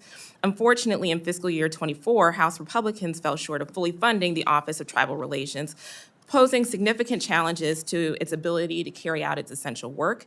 I'm deeply concerned about the office's capacity to maintain critical functions and adequately support our Indigenous communities. How does the Office of Tribal Relations plan to sustain its work in light of current funding, and what impact do you anticipate this will have on our tribal communities? We'll do our level best to make sure that we continue to focus on food sovereignty, continue to focus on economic opportunity with tribes. But the reality is if you limit the resources, you're going to ultimately limit the capacity of that office to do all the work that it's interested in doing and that people in tribes are interested in having done. Yes, sir. Well, as we prepare for the fiscal year 25 bill, I urge my Republican colleagues to carefully consider the ramifications of underfunding this critical office. Our farmers deserve our full support. Thank you, Secretary Vilsack, and I yield back. Thank you very much. I want to apologize to the gentlelady from Illinois. When you're looking from south of the Mason-Dixon line, we sometimes get... Well, I wasn't sure if you were calling on me, so I just had to confirm. Thank yeah, you. like I say, I apologize. My apologies. I recognize Mr. Carl. Thank you, Mr. Chairman. Thank you, Mr. Secretary, for joining us today. It's always a pleasure to see you. The surge of foreign shrimp flooding the U.S. market in recent years has posed significant challenges for domestic shrimp producers. leading to closures and economic strain for many shrimpers and processors in my area especially. However, Section 32 purchases have been instrumental, and I thank you for that, in providing a lifeline for some of the segments of the domestic shrimp industry, helping to keep them afloat during these hard times, and I do appreciate that. Thank you. Moving forwards, there's a growing consensus that adding domestic shrimp to the USDA food available list could be a win-win situation by supporting domestic products and providing nutritious options for programs like our National School Lunch Program. How does the USDA plan to explore and potentially implement such measures to further support our domestic shrimp industry and enable a sustainable path forwards? We essentially try to respond to the market. If there is a demand for us to consider an expansion of an item, and there's the availability of the item, and the cost of the item is something that school districts can afford, or that we can afford, we're more than happy to take a look at that. So it's a basic decision. Is there demand? Is there supply? What's the cost? What's the impact on the overall? You mentioned Section 32. Right now, we have, for every dollar we have, there's $2 of demand. So it's a challenge for us. So how do we get the shrimp on that list? Is it possible? I mean, is it possible to get it on that list and figure out what the demand is? I think I would suggest it's the other way around. I think you can come to us and say, based on school districts in the following areas, following states, following regions of the country, here is the interest in having this as part of the opportunity for kids. And based on that, we would then trigger a review, an evaluation of that market and of the supply and of the cost to determine whether or not it could be added in a way that wasn't detrimental to the overall program. Thank you, I appreciate that. Let me switch gears here real quick. I'm also, the cattlemen in the state of Alabama are very concerned, mitigating the risk of foreign animals and diseases that are coming in. Half of these I can't even read, but I do see a hoof-mouth disease. What is the strategy of the USDA implementing to address these challenges and ensuring adequate funding for our state cooperation agreements vital for animal disease prevention and protection? You've got a couple of questions in that question. The first question is, what are we doing? Well, what we do is we make sure that if we're importing from another country, that the process in that country is equivalent to our process or better than our process. And it requires our folks at APHIS to do multiple audits and reviews to ensure that the process that's followed in a particular country meets or exceeds our standard. In terms of the funding for states, the challenge is that I think the resources that were provided in this budget may or may not be adequate for us to be as fully a full partner as we have been in the past. The FSIS budget, I think, is a little bit light, about $15 million light, and that's going to potentially have an impact on our ability to be as good a partner as we need to be with states. But we're doing everything we can to try to figure out how we can continue to be a 50-50 partner. Thank you, Mr. Secretary. Mr. Chairman, I yield back. Thank you very much. The gentlelady from California, Ms. Lee, is recognized. Thank you, Mr. Chairman. Thank you, Ranking Member, and good morning, Mr. Secretary. Good morning. A couple of things I'd like to ask you. First of all, I've been working very closely with Secretary Becerra and your team at USDA to scale food as medicine, which of course is the integration of food-based interventions into healthcare to address food and nutrition insecurity. Given the growing demand of organic and regenerative foods used in food as medicine services, there's going to be a real need to develop the plan and invest in this transition from conventional farming. And so I'd just like to find out if you could briefly discuss how USDA is working to help improve the Food as Medicine initiative and coordinating with HHS. That's the first question. Then secondly, let me just ask you with regard to Cuba. Given the prior administration and now the Biden administration, in terms of our agricultural products and Cuba as a market. I know that Cuba would rather buy ag products from the ag sector in America.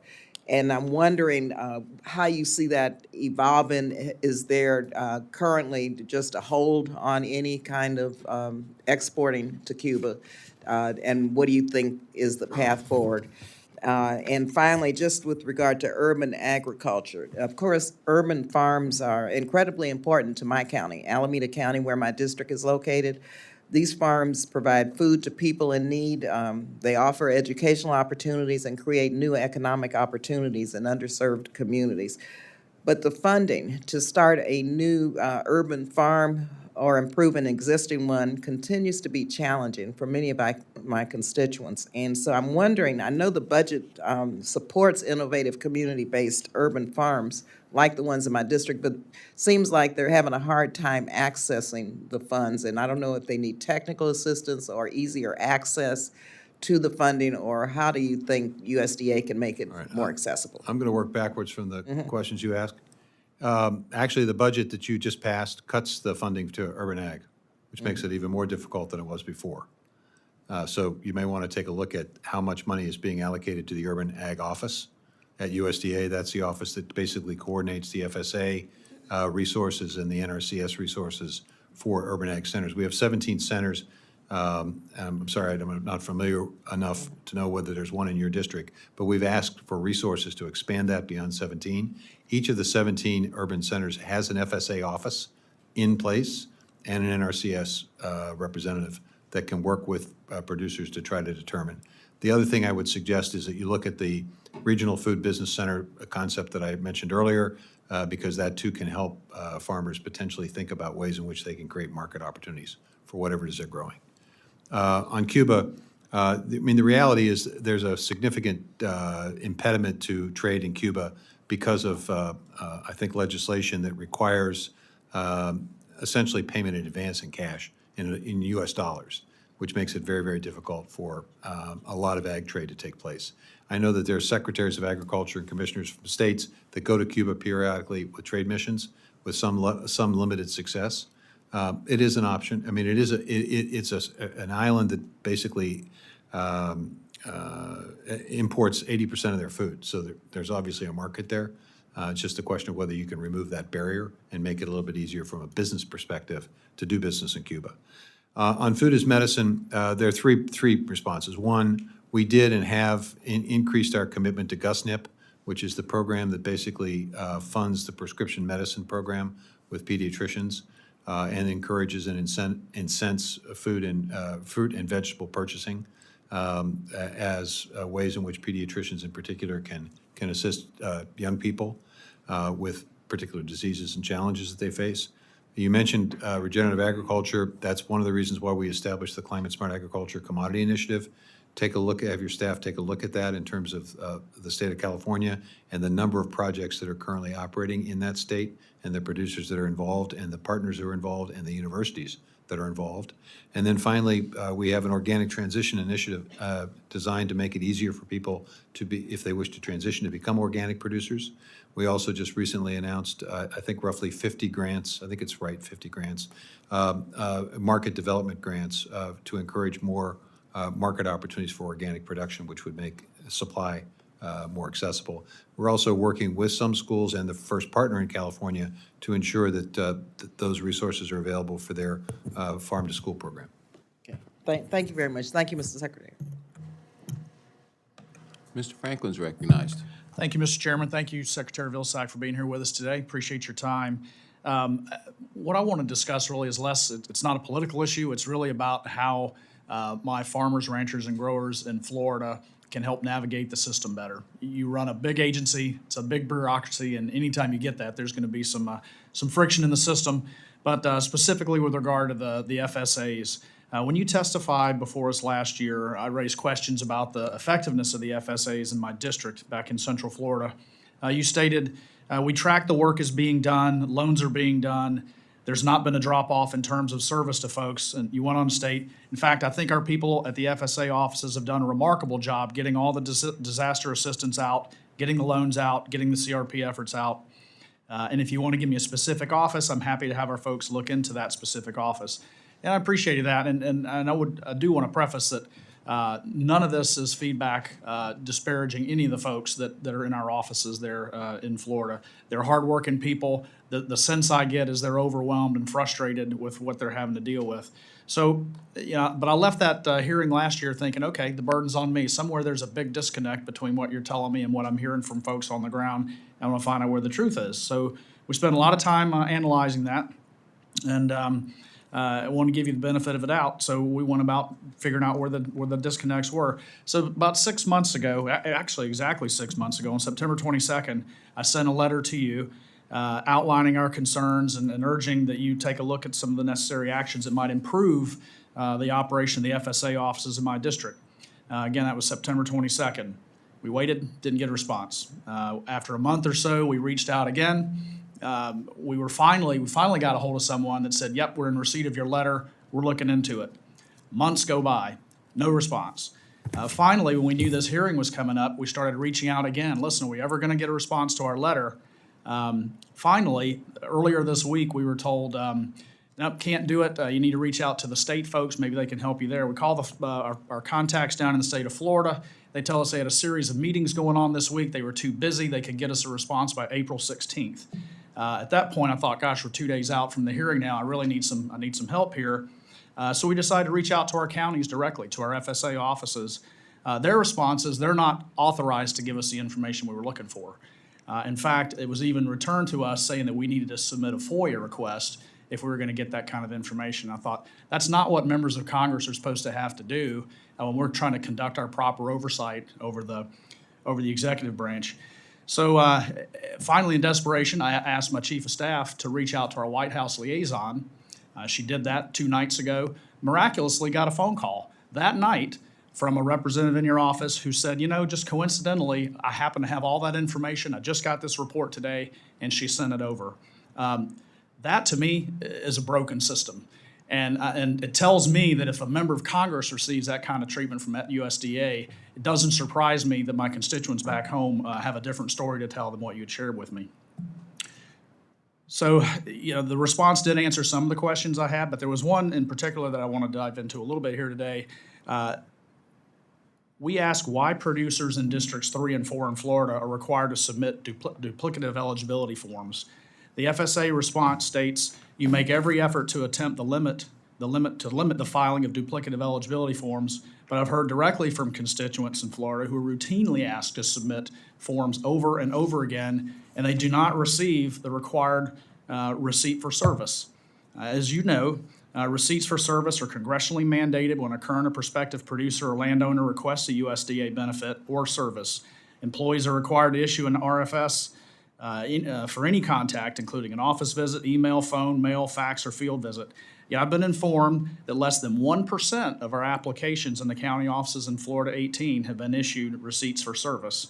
Failure to issue an RFS means there's no record of forms, haven't been requested multiple times, and it tells me that whatever metrics you may be looking at, while you may feel that they're valid, may not be so, and it's just there's no way to tell from that.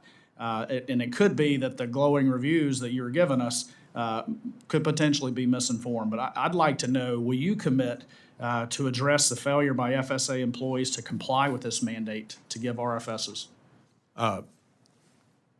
Congressman, I'm more than happy to commit to making sure that we do what we need to do to get you the information that you need on a more timely basis. I think you're right. That's unacceptable, and I apologize for that.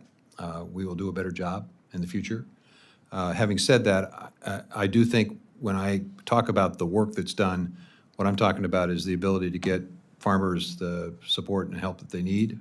If there's a problem in those two offices, we need to look into it, and we need to correct whatever problem there is. I would suggest there's potentially a bigger problem. And I sat in this very room yesterday, and the military is looking at its challenges with retention. You've got a retention challenge too, but the military surveyed and found that 32%, only 32% of families would suggest others follow in their footsteps. I'm hearing over and over from people who've left the agency that loved it, love the USDA, grew up around farming, but throw their hands up and quit because they don't feel supported, and will often hear pay, whether it's sorry. school teachers or military, just a moment. Whether it's teachers, military, whatever it may be, there's always a cost with public service, and usually pay is an example of what people cite. But if people are content in what they're doing, they feel like they're supported, they don't quit. And they're leaving not because they don't like what they're doing anymore, but because they feel like they're fighting a bureaucracy that doesn't help them. That doesn't jive with the surveys that are done of our employees. We've seen employee morale significantly increase since the last administration. We were next to last in the federal employee viewpoint survey. Will you share those survey results Sure, with us? absolutely. Because I know Be there was happy to. another that was on your website from a year, that closed a year ago, surveying respondents out there, customers, and that's been a year and the results aren't on the website yet. So I would really love to dive into that some more. I'm well over my time, but thank you, Mr. Chairman, I yield back. Thank you very much, and we'll begin a second round of questioning. Thanks. First, I'm just going to make a few comments about some of the questions from our side of the aisle. You know, the gentleman from California raises a very good point. You know, your council shows incredible ingenuity when defining what's allowed under CCC and the Secretary's pandemic discretion. So I find it hard to believe some of that ingenuity couldn't be extended to the matter that he talked about. The gentleman from Michigan brought up an important point. You know, you're not the Secretary of Labor. Secretary of Labor is responsible for representing laborers. And I would suggest that he's absolutely right. The last secretary got it right. He spoke up for our farmers, and what we think is an unfair way that the Department of Labor is setting the standards. Now, with regards to a comment you made about the importance, and it's incredibly important to encourage our small producers to have some other source of income.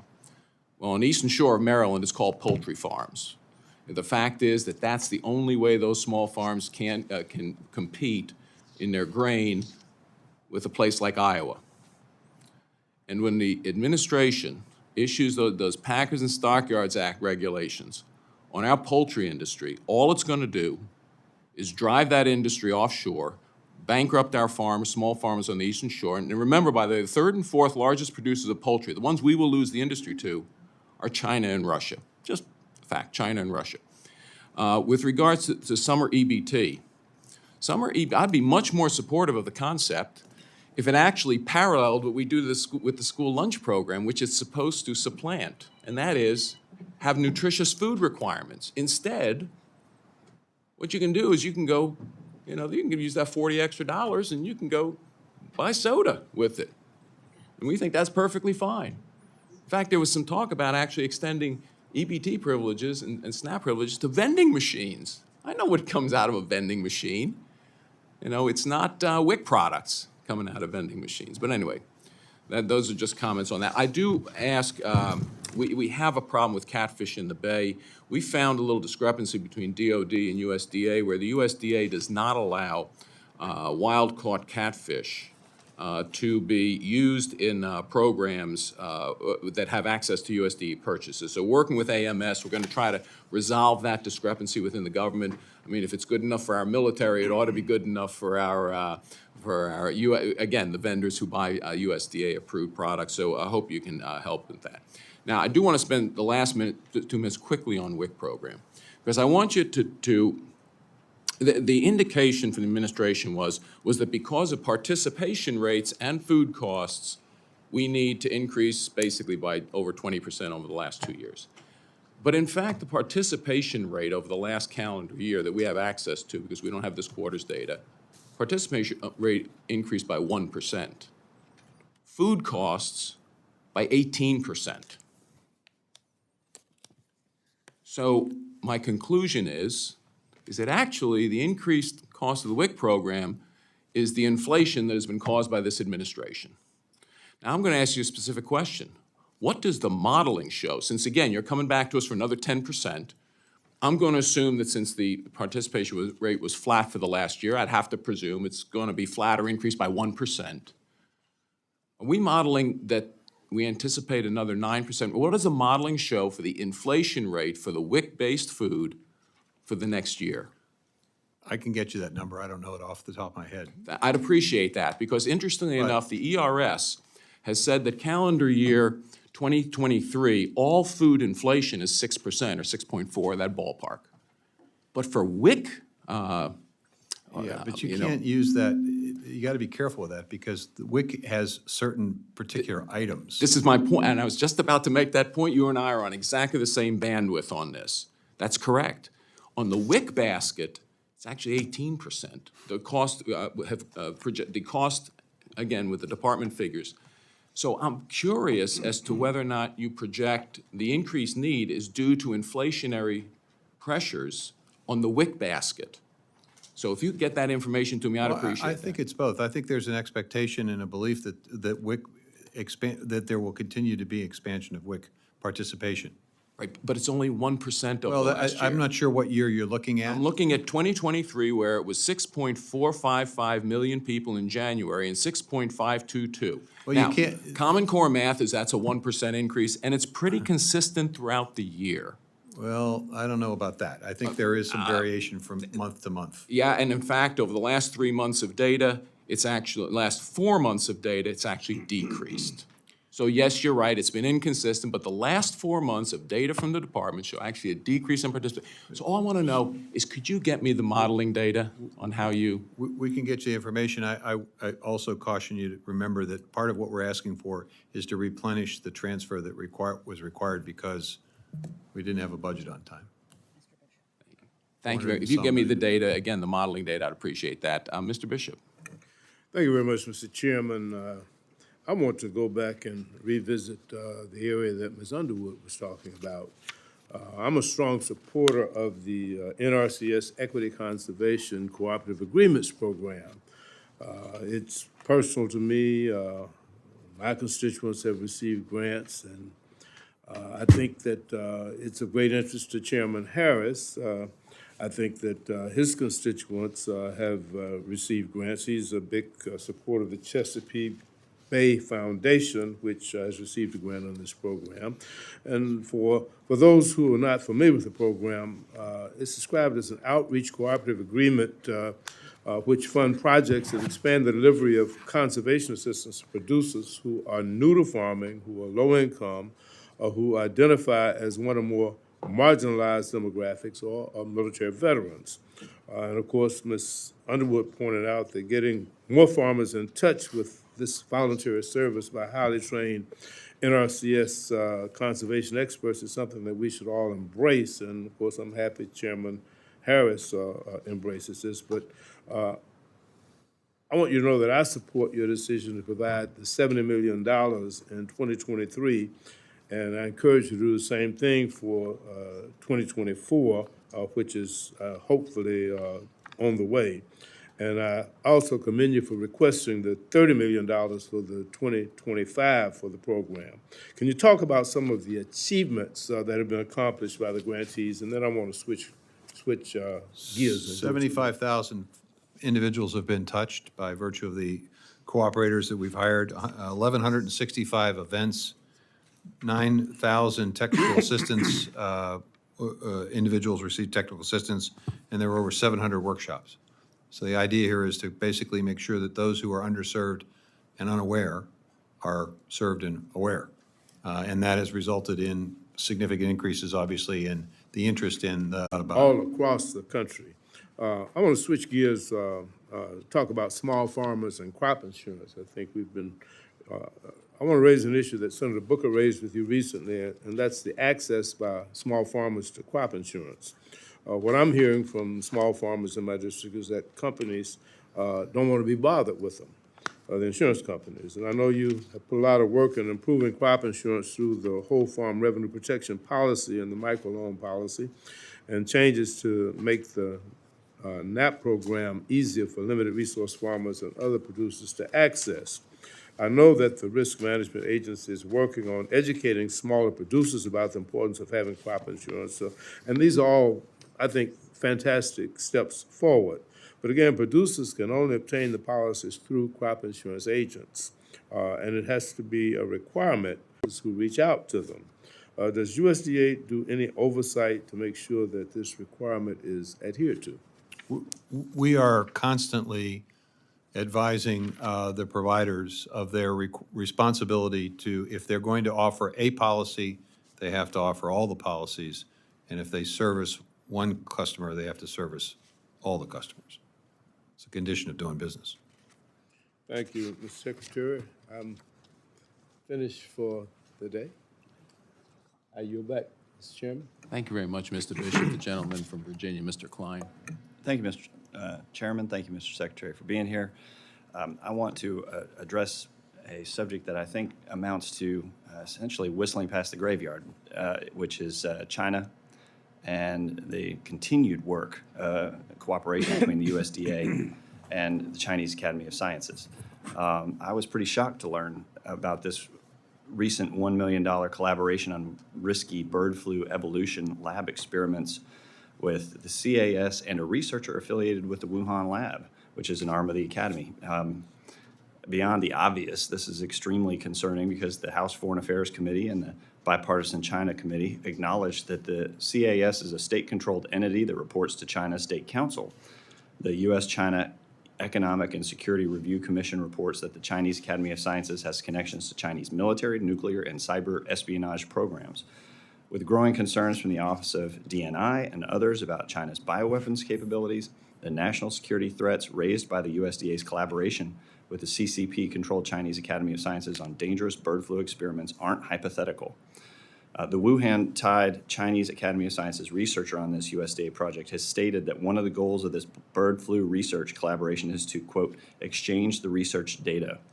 Is the USDA sharing data and virus sequencing from bird flu evolution experiments conducted in high-containment USDA labs with collaborators at the CAS? And if so, how can the USDA ensure sensitive data on lab-created bird flu strains is not used for malign purposes by the CCP, for example, for bioweapons development? To my knowledge, there's not the sharing that you've suggested, and that all of this is basically walled off. So everything we're doing stays with us. It doesn't necessarily go to the UK or to China. Do you have confidence in these walls that you Yes. are speaking to? Yes. All right. The Wuhan Institute of Virology had walls, and it was Well, identified. we're not in China, sir. We're just a different as an deal. affiliate of the Chinese Academy of Sciences and the U.S. government's 10-year debarment levied against the Wuhan lab. The Foreign Affairs Committee has proposed sanctions against the CAS due to the Wuhan lab's gain-of-function research, violation of NIH grant terms, and subsequent cover-up. Why is the USDA still collaborating with the CAS on risky virus research when it has violated U.S. grant and gain-of-function policies, obstructed COVID origin investigations, and refused to share critical data on U.S.-funded coronavirus research at its lab in Wuhan? It's really not a collaboration per se, because everyone is doing their own separate research. Obviously, it's in the best interest of all of us that we figure this HPAI out so that we don't continue to see the devastation that has occurred in this country. We've spent close to $1 billion of CCC resources trying to help our turkey, chicken, and egg layers industry survive this. So we have to figure out how to solve it and how to stop it. We have to figure out how to vaccinate. We have to figure out all of the very complicated process involving vaccination. I would agree. Turkeys love it, chickens don't. I mean, there are just a lot of challenges. Growers and processors in my district, but we shouldn't We're compromise not- our national security when we are. Our national security is not being compromised at all with reference to this particular circumstance. Well, will you commit to terminating the involvement of the CAS and There's other nothing- state there's controlled nothing to entities in terminate. this and other USDA research? There's nothing to terminate. Well, I think you shouldn't be, these walls you claim to have created, I would highly doubt are. Well, you're doing a disservice to the professionals and scientists who work for USDA when you say that, sir. You're doing a disservice to our national security and to No, our country. not even close. Mr. Secretary, Not even I yield close. back. Not even close. Thank you. The gentlelady from Ohio, Ms. Capter, is recognized. Thank you, Mr. Chairman. Mr. Secretary, we could use your help up in the Great Lakes region, getting from the forestry experts in your department the appropriate types of trees we can plant dealing with climate change. We're told we're now the ecosystem of Arkansas. This is the first time the Great Lakes has not frozen in my lifetime. And so we were benefited by additional trees coming to some of our communities, but now we're concerned, or funding for trees, that we purchase the right ones. So if there is a map and species that you could give us, would be greatly appreciated. Can I suggest that you take a look at the Climate Hub that operates in the state of Ohio, because that would provide information in terms of the appropriate trees. We've done an analysis of what grows and what should grow and what should be raised across the country in these climate hubs, and there may be information there that would. Is that at USDA? Well, yes, it's USDA, it's a collaboration between NRCS, Forest Service, and ARS to try to provide an analysis of the impacts of climate on crop production and on forestry, Okay. and Well, if making someone could give suggestions. us a contact at the department, that'd be very helpful. Thank you so much. Number two, I wanted to ask, is there a central dashboard? You've mentioned so many programs this morning. I know my local farmers really don't know about them. And is there a central dashboard that USDA has where we could go to and see what's coming down each month? I'll get you a two-pager that gives you all the contacts and the websites. All right, thank you very much. On the Senior Farmers Market Nutrition Program, which you know I care so much about, there was a 2025 allocation, the American Rescue Plan provided $50 million. Has all that been dispersed? And what is the 2025 budget request in that line item, please? I don't know the specific line item.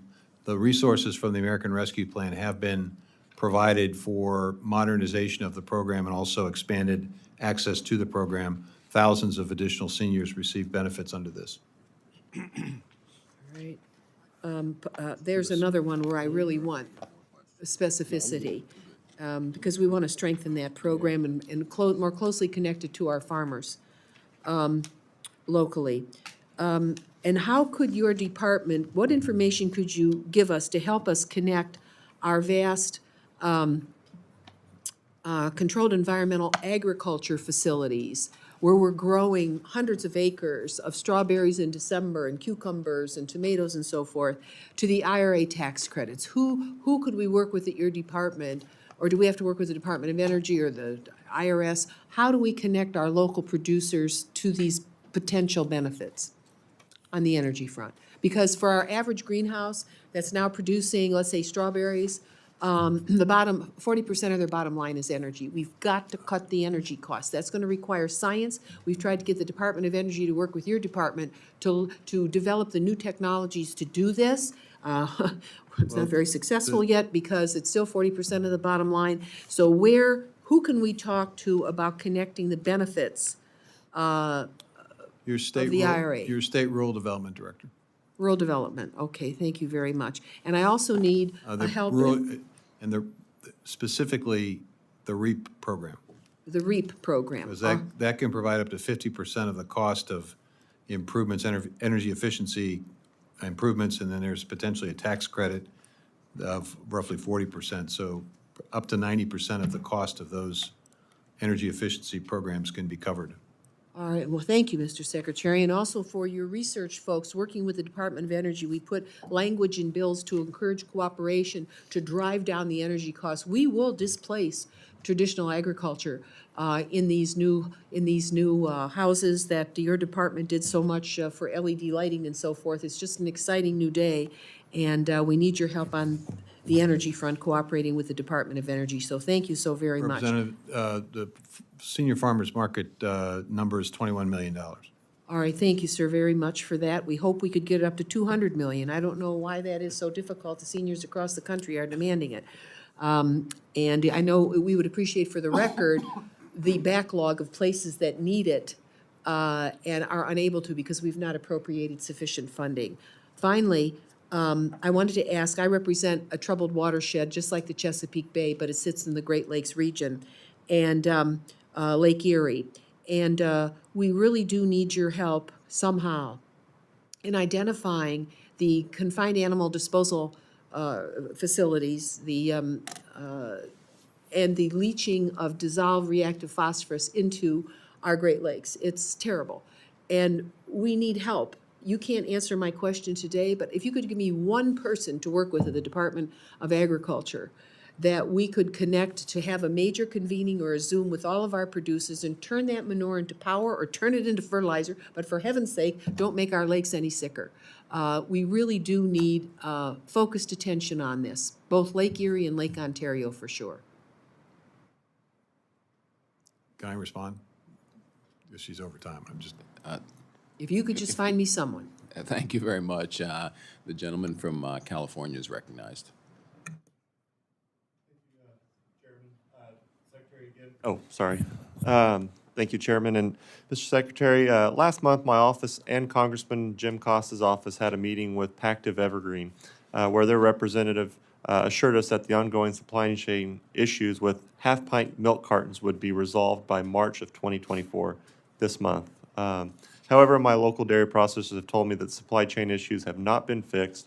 They are being told that the issues are unlikely to be fixed until September of 2024, which is obviously the start of the next school year. I'm concerned about the impacts of Pactiv Evergreen's failure to deliver branded half-pint milk cartons to schools and hospitals in the San Joaquin Valley. Is the United States Department of Agriculture aware of this issue, and if so, how is it responding? we are, and that's one of the reasons why we've been supportive of the Reach and Resiliency effort to try to create alternative distribution systems for milk. In addition to those cartons being difficult to open, there's also an issue with the temperature of the milk, which discourages kids from consuming the milk. So we've taken a look at ways in which we can provide resources to schools to create dispensing systems that will chill the milk and eliminate the need for those cartons. Okay, because as of right now, the carton shortage is a real problem. And It is, no question. You're absolutely right. I mean, even Senator Schumer advised or put a statement out in November of last year, so this isn't a new problem. We're aware of it. We don't make the cartons. We're aware of the fact that people need them. And the technology you mentioned, how far out is that technology from? It's been around for a while, long time. Is it being deployed then? It is in some schools, but not all schools, obviously. Okay. All right, and then my next one, Secretary Vilsack, last March, the USDA provided about $670 million to 14 nonprofit organizations to help distribute one-time relief payments through the Farm and Food Worker Relief Grant Program. Since I represent an ag district, I welcome this relief as intended to bolster farms and farm workers who tirelessly work to feed this nation throughout the pandemic. One of these nonprofits, the United Farm Workers Foundation, partnered with the advocacy group, the United Farm Workers, to reach more workers. A recent Sacramento Bee article reveals that farm workers were, quote, persuaded by coworkers or union organizers to attend a meeting to learn about a one-time $600 relief payment, end quote. The article further states that at least 148 workers have come forward arguing that in the rush to sign documents, they, quote, signed union authorization cards, feel misled, and now want their votes revoked, end quote. I'm not asking you to speculate while this is under investigation, but this is a high number of workers calling into question how such a large amount of taxpayer dollars was distributed, and whether the sole intent was to assist farm workers was followed. And I must ask, what requirements and measures are in place when vetting which organizations will help distribute funds like the Farm and Food Worker Relief Program payments, including partners that they later choose to work with? And what oversight is in place to ensure relief funds get to the people who need it most and are not exploited for other motives? With reference to that specific program, there has been constant oversight, and there has been questions raised in this particular space, and requests have been made potentially for a reimbursement of the resources if it turns out that there was inappropriate activity connected with the distribution of those resources. Those funds would have to be returned, not from the worker, but from the entity. So the entity would repay any funds that they were holding. Is there any sort of punishment or at least restriction that they have access to those types of programs in the future? Well, obviously, we would, at least as long as we're around, we're not likely going to do business with folks who are not following the rules. All right. All right. Well, I appreciate that, and I yield back. Thank you very much. The gentlelady from California, Ms. Lee, is recognized. Thank you, Mr. Chairman. Mr. Secretary, let me ask you just 30,000-foot level response on this. Many of my constituents, of course, coming from an urban area, have moved to the Central Valley due to the cost of living in the Bay Area. Yeah, in California, 39% of Californians, California adults at least, are food insecure. They moved to the Central Valley, and lo and behold, hunger is rampant in one of the world's most productive agricultural areas. And so they've talked to me a lot about this, and I'm trying to get a handle on what do you think is the basis for so much hunger in the Central Valley, so much poverty, when people move there, hoping for a better life and a pathway into the middle class. But I know children are hungry. I know, again, 39% of California adults are food insecure. A large percentage of them are in the Central Valley. My response would be speculative. Obviously, it has to do with income and the income levels that they're able to obtain, the jobs they're able to obtain, and the income levels that they're paid, which basically would then potentially qualify them for a variety of programs that might alleviate or at least mitigate some of the consequences of the hunger that you speak of. The challenge would be to make sure that the programs that are available that they do qualify for are reaching them. And if they're not, then we ought to be talking to the state officials about that. Yeah, access may be part of it. And I know there are many black farmers, well, not a lot, but maybe 100 or so African-American farmers in the Central Valley. And I know they've had difficulty in the past accessing loans and accessing all of the programs of USDA. And I'm wondering, and I can ask you, you can respond in writing to this, if in fact that you see the equity issue with black farmers in California being addressed through the USDA. I would say equity issues with black farmers across the United States are being addressed in a multitude of ways. One, with the Equity Commission recommendations to ensure that we are providing better access to programs. Two, with the equity action plans, which we can get you copies of, that each mission area at USDA has adopted with recommendations to make sure that access is available. Three, and efforts to try to those who have done business with USDA, if they find themselves financially distressed, we're working to provide loan servicing opportunities to give them a bit of breathing room so that they can get themselves back on track. And then finally, to the extent that they've experienced discrimination, there's a financial assistance program that you all created under the Inflation Reduction Act. Nearly 60,000 applications have been made in that program. I can't tell you what the breakdown is relative to black and other minorities who may have experienced discrimination, but I'm confident that there are a significant number of black farmers in that group. Okay, thank you. And when you send the information, if you have the data on the California Farm Bureau, because what I hear over and over and over again is that that's the bottleneck in terms of accessing. Just return phone calls, communication, meetings, whatever processes. We've also created a series of contracts with organizations and entities that represent and connect with those communities in an effort to try to make sure that there's a trusted voice, helping them understand what programs are available and guiding them through the programs. So we'll get you a list of the cooperative agreements that we have in both FSA and NRCS. Okay, thank you very much, Mr. Secretary. Thank you, Mr. Chairman. Thank you. The gentleman from Washington, Mr. Newhouse. Thank you, Mr. Chairman. Mr. Secretary, Congresswoman Hinson mentioned the GAO report released in January that confirmed that the USDA could not or was unable to accurately answer the question of who owns land and where. And I certainly appreciate the difficulty of that, as you mentioned, all of the thousands of county offices. You also mentioned the fiscal year 24 Ag Appropriations Bill recently signed into law actually included my language to ensure that you have a seat on the Committee for Foreign Investment in the United States to review covered transactions involving agricultural land, including biotechnology or other parts of the agricultural industry. It also included language aimed at improving the reporting under the Agricultural Foreign Investment Disclosure Act. So my question simply How is your agency planning on executing the authorities and actions signed into law to address foreign ownership of U.S. agricultural lands?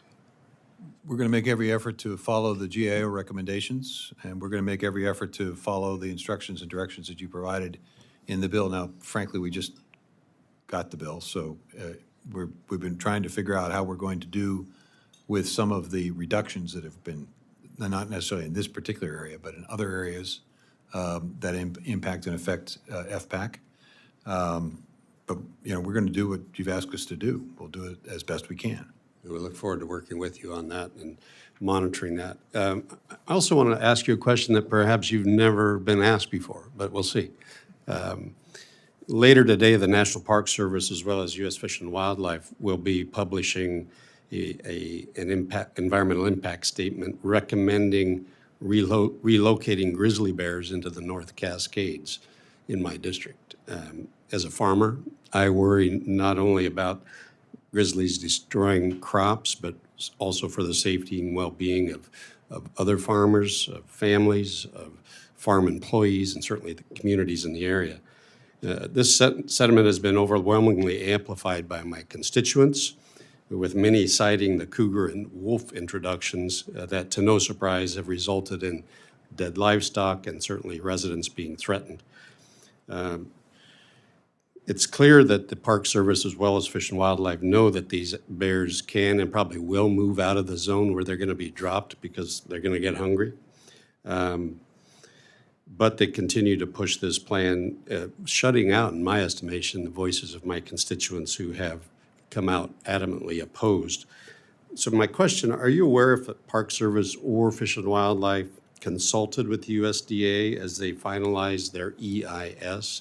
And also, as this probably goes through your agency, do you know if either of these agencies, as a result of their disregard, in my opinion again, for public safety and the residents who have to live with these actions, have to have a plan with dealing with crop loss, with livestock depredation, that's inevitable in my opinion. So have they worked with USDA on any plans for that? We have a good, close relationship with the Department of Interior and all of its agencies. I think we're in constant contact on a variety of issues. I can check specifically on this issue. I'd be surprised if we hadn't. The way this works, we provide input. We provide a review of how it might impact and affect agriculture. I don't tell Secretary Holland how to run her department. I don't want her telling me how to run my department. I get that. But we can certainly provide advice and counsel and direction and guidance.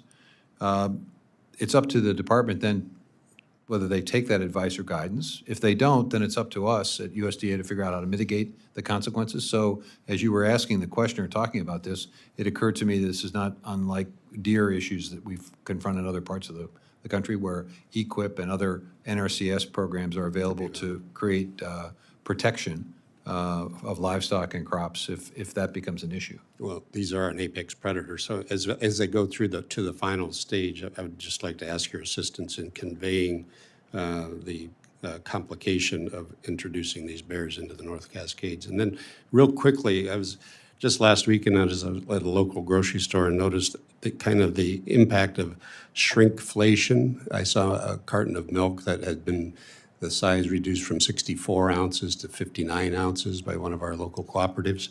And in the front of the door of the dairy case was a notice that said that due to that size, it was not compliant with WIC rules. And so that was just warning consumers not to bring that to the cashier if that was their intention of how to purchase it. So Does the WIC food package developed by USDA provide flexibility that would allow a smaller container, for instance, in this case, 59 ounces, to be covered? I think there are times when there is flexibility if there's a supply issue. I know that yogurt, for example, there was a issue relative to the size of the yogurt containers, but we can check on that particular issue. Okay, appreciate that. Again, thank you, Mr. Secretary. Thank you very much. The gentlelady from Illinois, Ms. Underwood. Thank you, Mr. Chairman. USDA's Office of Civil Rights mission is vital in upholding the principles of fairness and equity within the USDA. The latest agricultural census data showed an alarming decline in black farms. The number of black farmers fell by 8% in the last 5 years, and that's nearly double the percentage of overall farm loss in the United States. Further, according to an NPR analysis of USDA loan data, USDA granted direct loans to only 36% of black farmers. As you know, Secretary Vilsack, direct loans are supposed to be among the easiest to get at USDA and are meant for farmers who can't get credit elsewhere. They can be used to get land or farming equipment needed to keep their businesses afloat. In contrast, 72% of white farmers who applied were approved. So 36% as compared to 72%. Black farmers have been disproportionately impacted by systemic barriers, enduring decades of discriminatory USDA policies that denied them access to essential resources such as low-interest loans, grants, and other forms of assistance readily available to white farmers. Secretary Vilsack, given the alarming decline in black farms and the challenges black farmers still face, what steps is USDA taking through the Office of Civil Rights to ensure equitable access to resources and support for black farmers? Well, it's not just the Office of Civil Rights, it's the entire department. I mentioned the Equity Commission recommendations, which we are following through and instituting changes. I mentioned the Equity Action Plans, which we've enacted in every mission area with a set of recommendations, and we'll provide you a copy of both of those so you know what's involved. We continue to work with cooperator groups to make sure that African-American farmers, black farmers, other minority farmers, sometimes, not many times, sometimes they start an application and then withdraw the application for a multitude of reasons. If there is a problem, if there is the belief that you've been discriminated against, our Civil Rights Office has significantly reduced the amount of time it takes to investigate those and has, I think, found more evidence of discrimination than virtually any other large federal department. We're very focused on making sure that if there's a program problem, that we're correcting it immediately. So there's a combination of activities. So I would just say, it's one thing for a farmer to be able to file a claim or open a report or something like that with the Office of Civil Rights. It's another thing for there to be data analysis done and these kinds of disparities on record. And in the same way that in the general market, we do see disparities in home loan rates from places like Navy Federal Credit Union or Wells Fargo, I would just say that the data indicates that there is a disparity, and the Office of Civil Rights has an opportunity, or elsewhere in your department may have an opportunity to help to rectify it. I'm not sure there is a disparity. In fact, I mean, if you look at the percentage of black farmers to the total population of farmers, it's significantly less than 36%. No. 36% of black farmers who applied for a direct loan received one. 72% of white farmers who applied for a direct loan received one. And how many of those farmers went through the full process in terms of being denied? Sometimes that data point includes those who voluntarily, for whatever reason, decided not to continue to apply. I want to make sure we're talking about apples and apples. Well, here. perhaps then the department can follow up with us and share the information, particularly on the partial completions, and we can do some further analysis. Absolutely. But these kind of public reports are deeply concerning, I would say, for my office, and I would imagine others on this committee.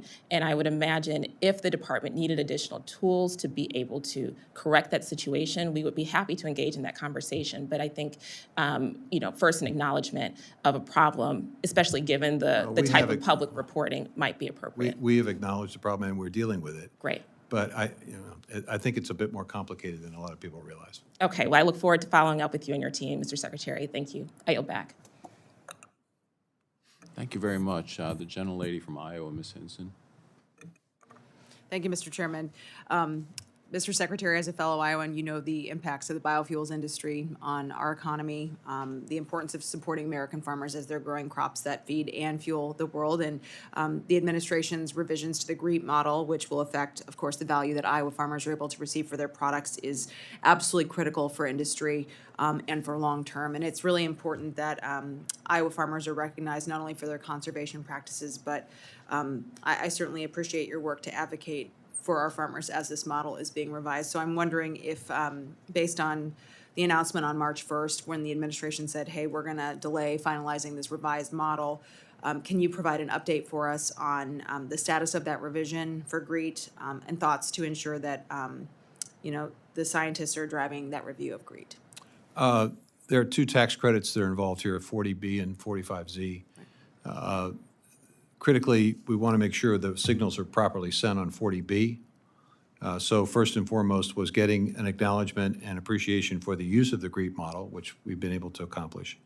And now is making sure that the Treasury Department and others are fully aware of what steps farmers do in fact take to be more sustainable in the production of corn, soybeans, as a feedstock for sustainable aviation fuel. I'm confident that there's a recognition that no-till, cover crops, energy-efficient fertilizer are the kinds of things that ought to be included as factors to calculate whether or not a particular sustainable aviation fuel meets the threshold of more than 50% improvement. So I think it's going to, I'm confident we're going to send the right signal. And then I think there is an opportunity for a much broader conversation on 45Z to see whether or not there are other aspects of climate-smart agriculture or sustainable agriculture that ought to be considered. I think the right signal is going to be sent. I think there's a recognition that farmers are going to play an integral role in the development of this fuel. I certainly appreciate you helping to be an advocate for Iowans in this. I hear constantly from our producers that are trying to make those investments in SAF and utilizing some of those tax credits. So I look forward to working with you as that model moves forward. Another issue I wanted to touch on, growers have shared concerns about continued availability of crop protection tools. I think we talked a little bit about this last year. There have been some court, I would call them misinterpretations of longstanding provisions in FIFRA when it comes to pesticide labeling.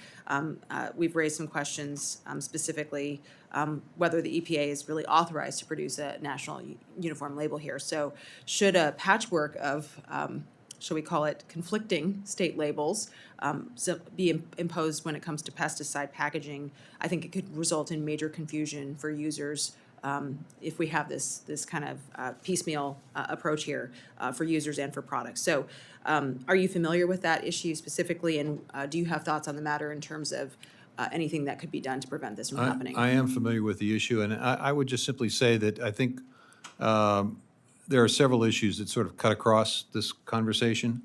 And what farmers and what we all need is clarity and consistency. And I think the challenge with the system now, in part sanctioned a bit by the Supreme Court, is that there is a real opportunity for inconsistency and a lack of clarity. And I think that's a problem. And I think there are some steps that could potentially be taken. But at the end of the day, if the court's going to essentially decide that the steps we take aren't consistent with how they see the world, it's a challenge. Well, certainly the interstate commerce issues, when it comes to whether it's pork or fertilizer or whatever it is, pesticides, we certainly are concerned about that long term and look forward to working with you to make sure we provide solutions. We're working on getting some language in the Farm Bill there too. And before we wrap, I know I'm almost out of time. We'll be following up with your office specific. I heard you mention REAP earlier. I heard from an Iowan just last week who said, hey, our Iowa offices are doing a great job processing a lot of those initial paperworks and applications, but then they're getting out here and they're kind of ending up in a black hole. So we just want to make sure that that process is happening in a timely manner, not months and months and months. And so that was certainly some feedback that I got. We'll follow up with you on that because I think you're right. People are utilizing these programs. They're very effective at helping reduce the cost share for people. So we have some specific instances we'll be following up with you on. Thank you, Mr. Secretary. Thank you. The gentlelady from Louisiana, Ms. Letlow. Thank you, Mr. Chairman. Mr. Secretary, I'd like to go back to the unprecedented drought Louisiana had last year, estimated to cost our farmers and foresters over $1.7 billion in losses. And I'd like to share just a few testimonials with you from my constituents and what they're facing going into this 2024 cropping season. A fourth-generation row crop farmer in Tensall Parish shared with me that due to disasters in 2022, they suffered a $1.2 million loss, which is around 40% of their annual revenue. The 2022 Emergency Relief Program provided them with less than $29,000, or 2.4% of their losses. Another farm family, a young couple from St. Landry Parish who are trying to make it on their own without any generational family farm assistance. They farmed 500 acres of sugarcane, suffered over $300,000 in losses. Their ERP payment was $16,000. These are not corporate farms. They're not large farms. They're family farms reflective of what it takes to farm in my district and many areas of our country. And while I've heard you explain in numerous settings that you're focused on small to medium-sized farms and giving more opportunity, I struggle to see how this is the case when reviewing these numbers. I know that Congress only appropriated you with $3.5 billion to cover $10 billion in losses. However, I'm curious to know how 30% or more in appropriations is only yielding 2 to 5% coverage to family farms back home who are suffering. I'd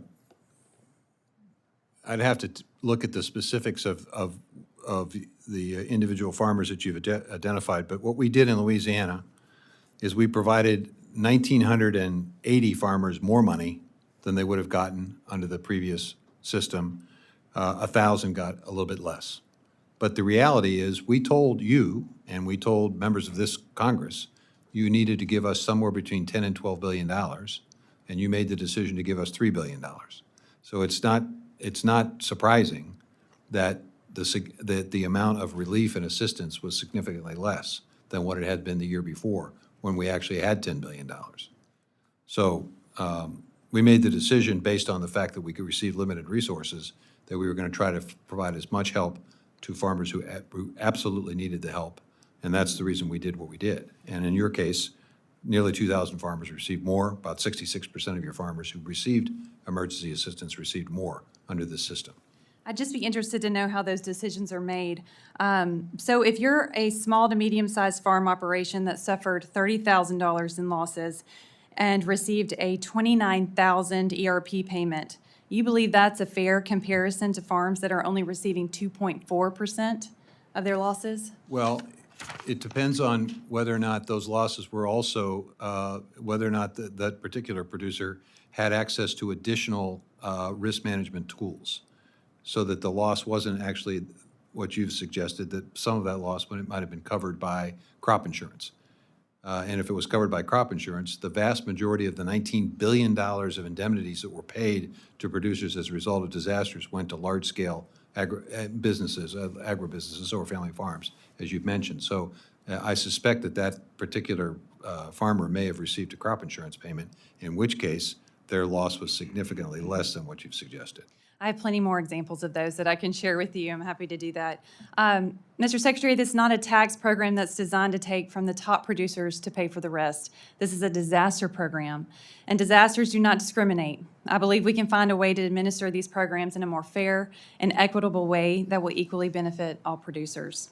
Best way to do it is to give us the resources to cover the loss. Again, those numbers just don't add up for me. I'd like to move on. Do you agree that the department needs to get focused on providing more agriculture support at the USDA, turning around net farm income for the family farm, and getting the fundamental programs of the FSA administered in a timelier manner? I would agree that we want to do everything we can to give farmers as much opportunity as we can to earn as much income as they can.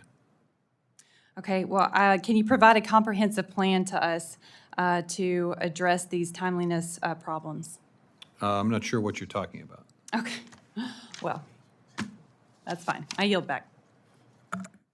Thank you very much. I'd like to recognize Mr. Bishop for some closing comments. Thank you, Mr. Chairman.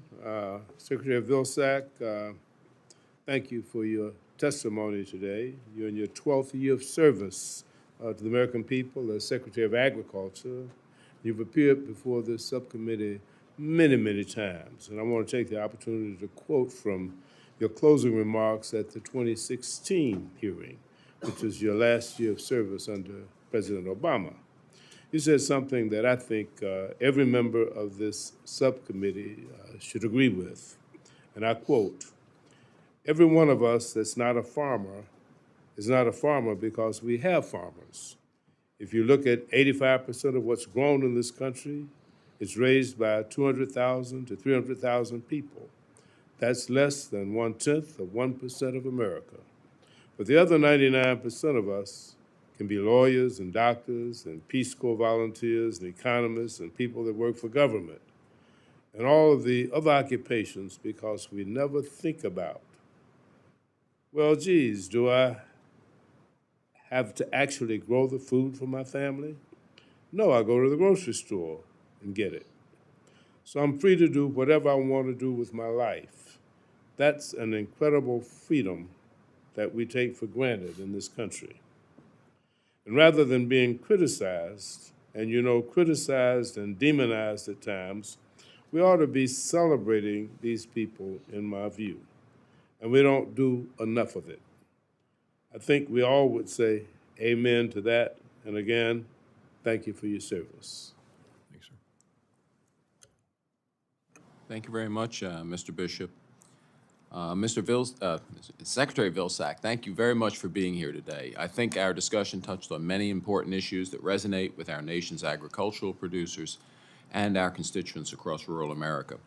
Our work in the committee this year is exceedingly difficult because we have to deal with the president's budget proposal that projects a $1.8 trillion budget deficit despite increasing taxes. While you and I may disagree on some issues, I do look forward to working with you as we move through our fiscal year 2025 process. And I do hope that if some demonstration projects come forward on nutritious food and the SNAP program, that the department will attempt to expedite and look favorably on them. As a reminder, if members would like to submit questions for the record, please submit those to the subcommittee staff within 7 days. The subcommittee stands adjourned.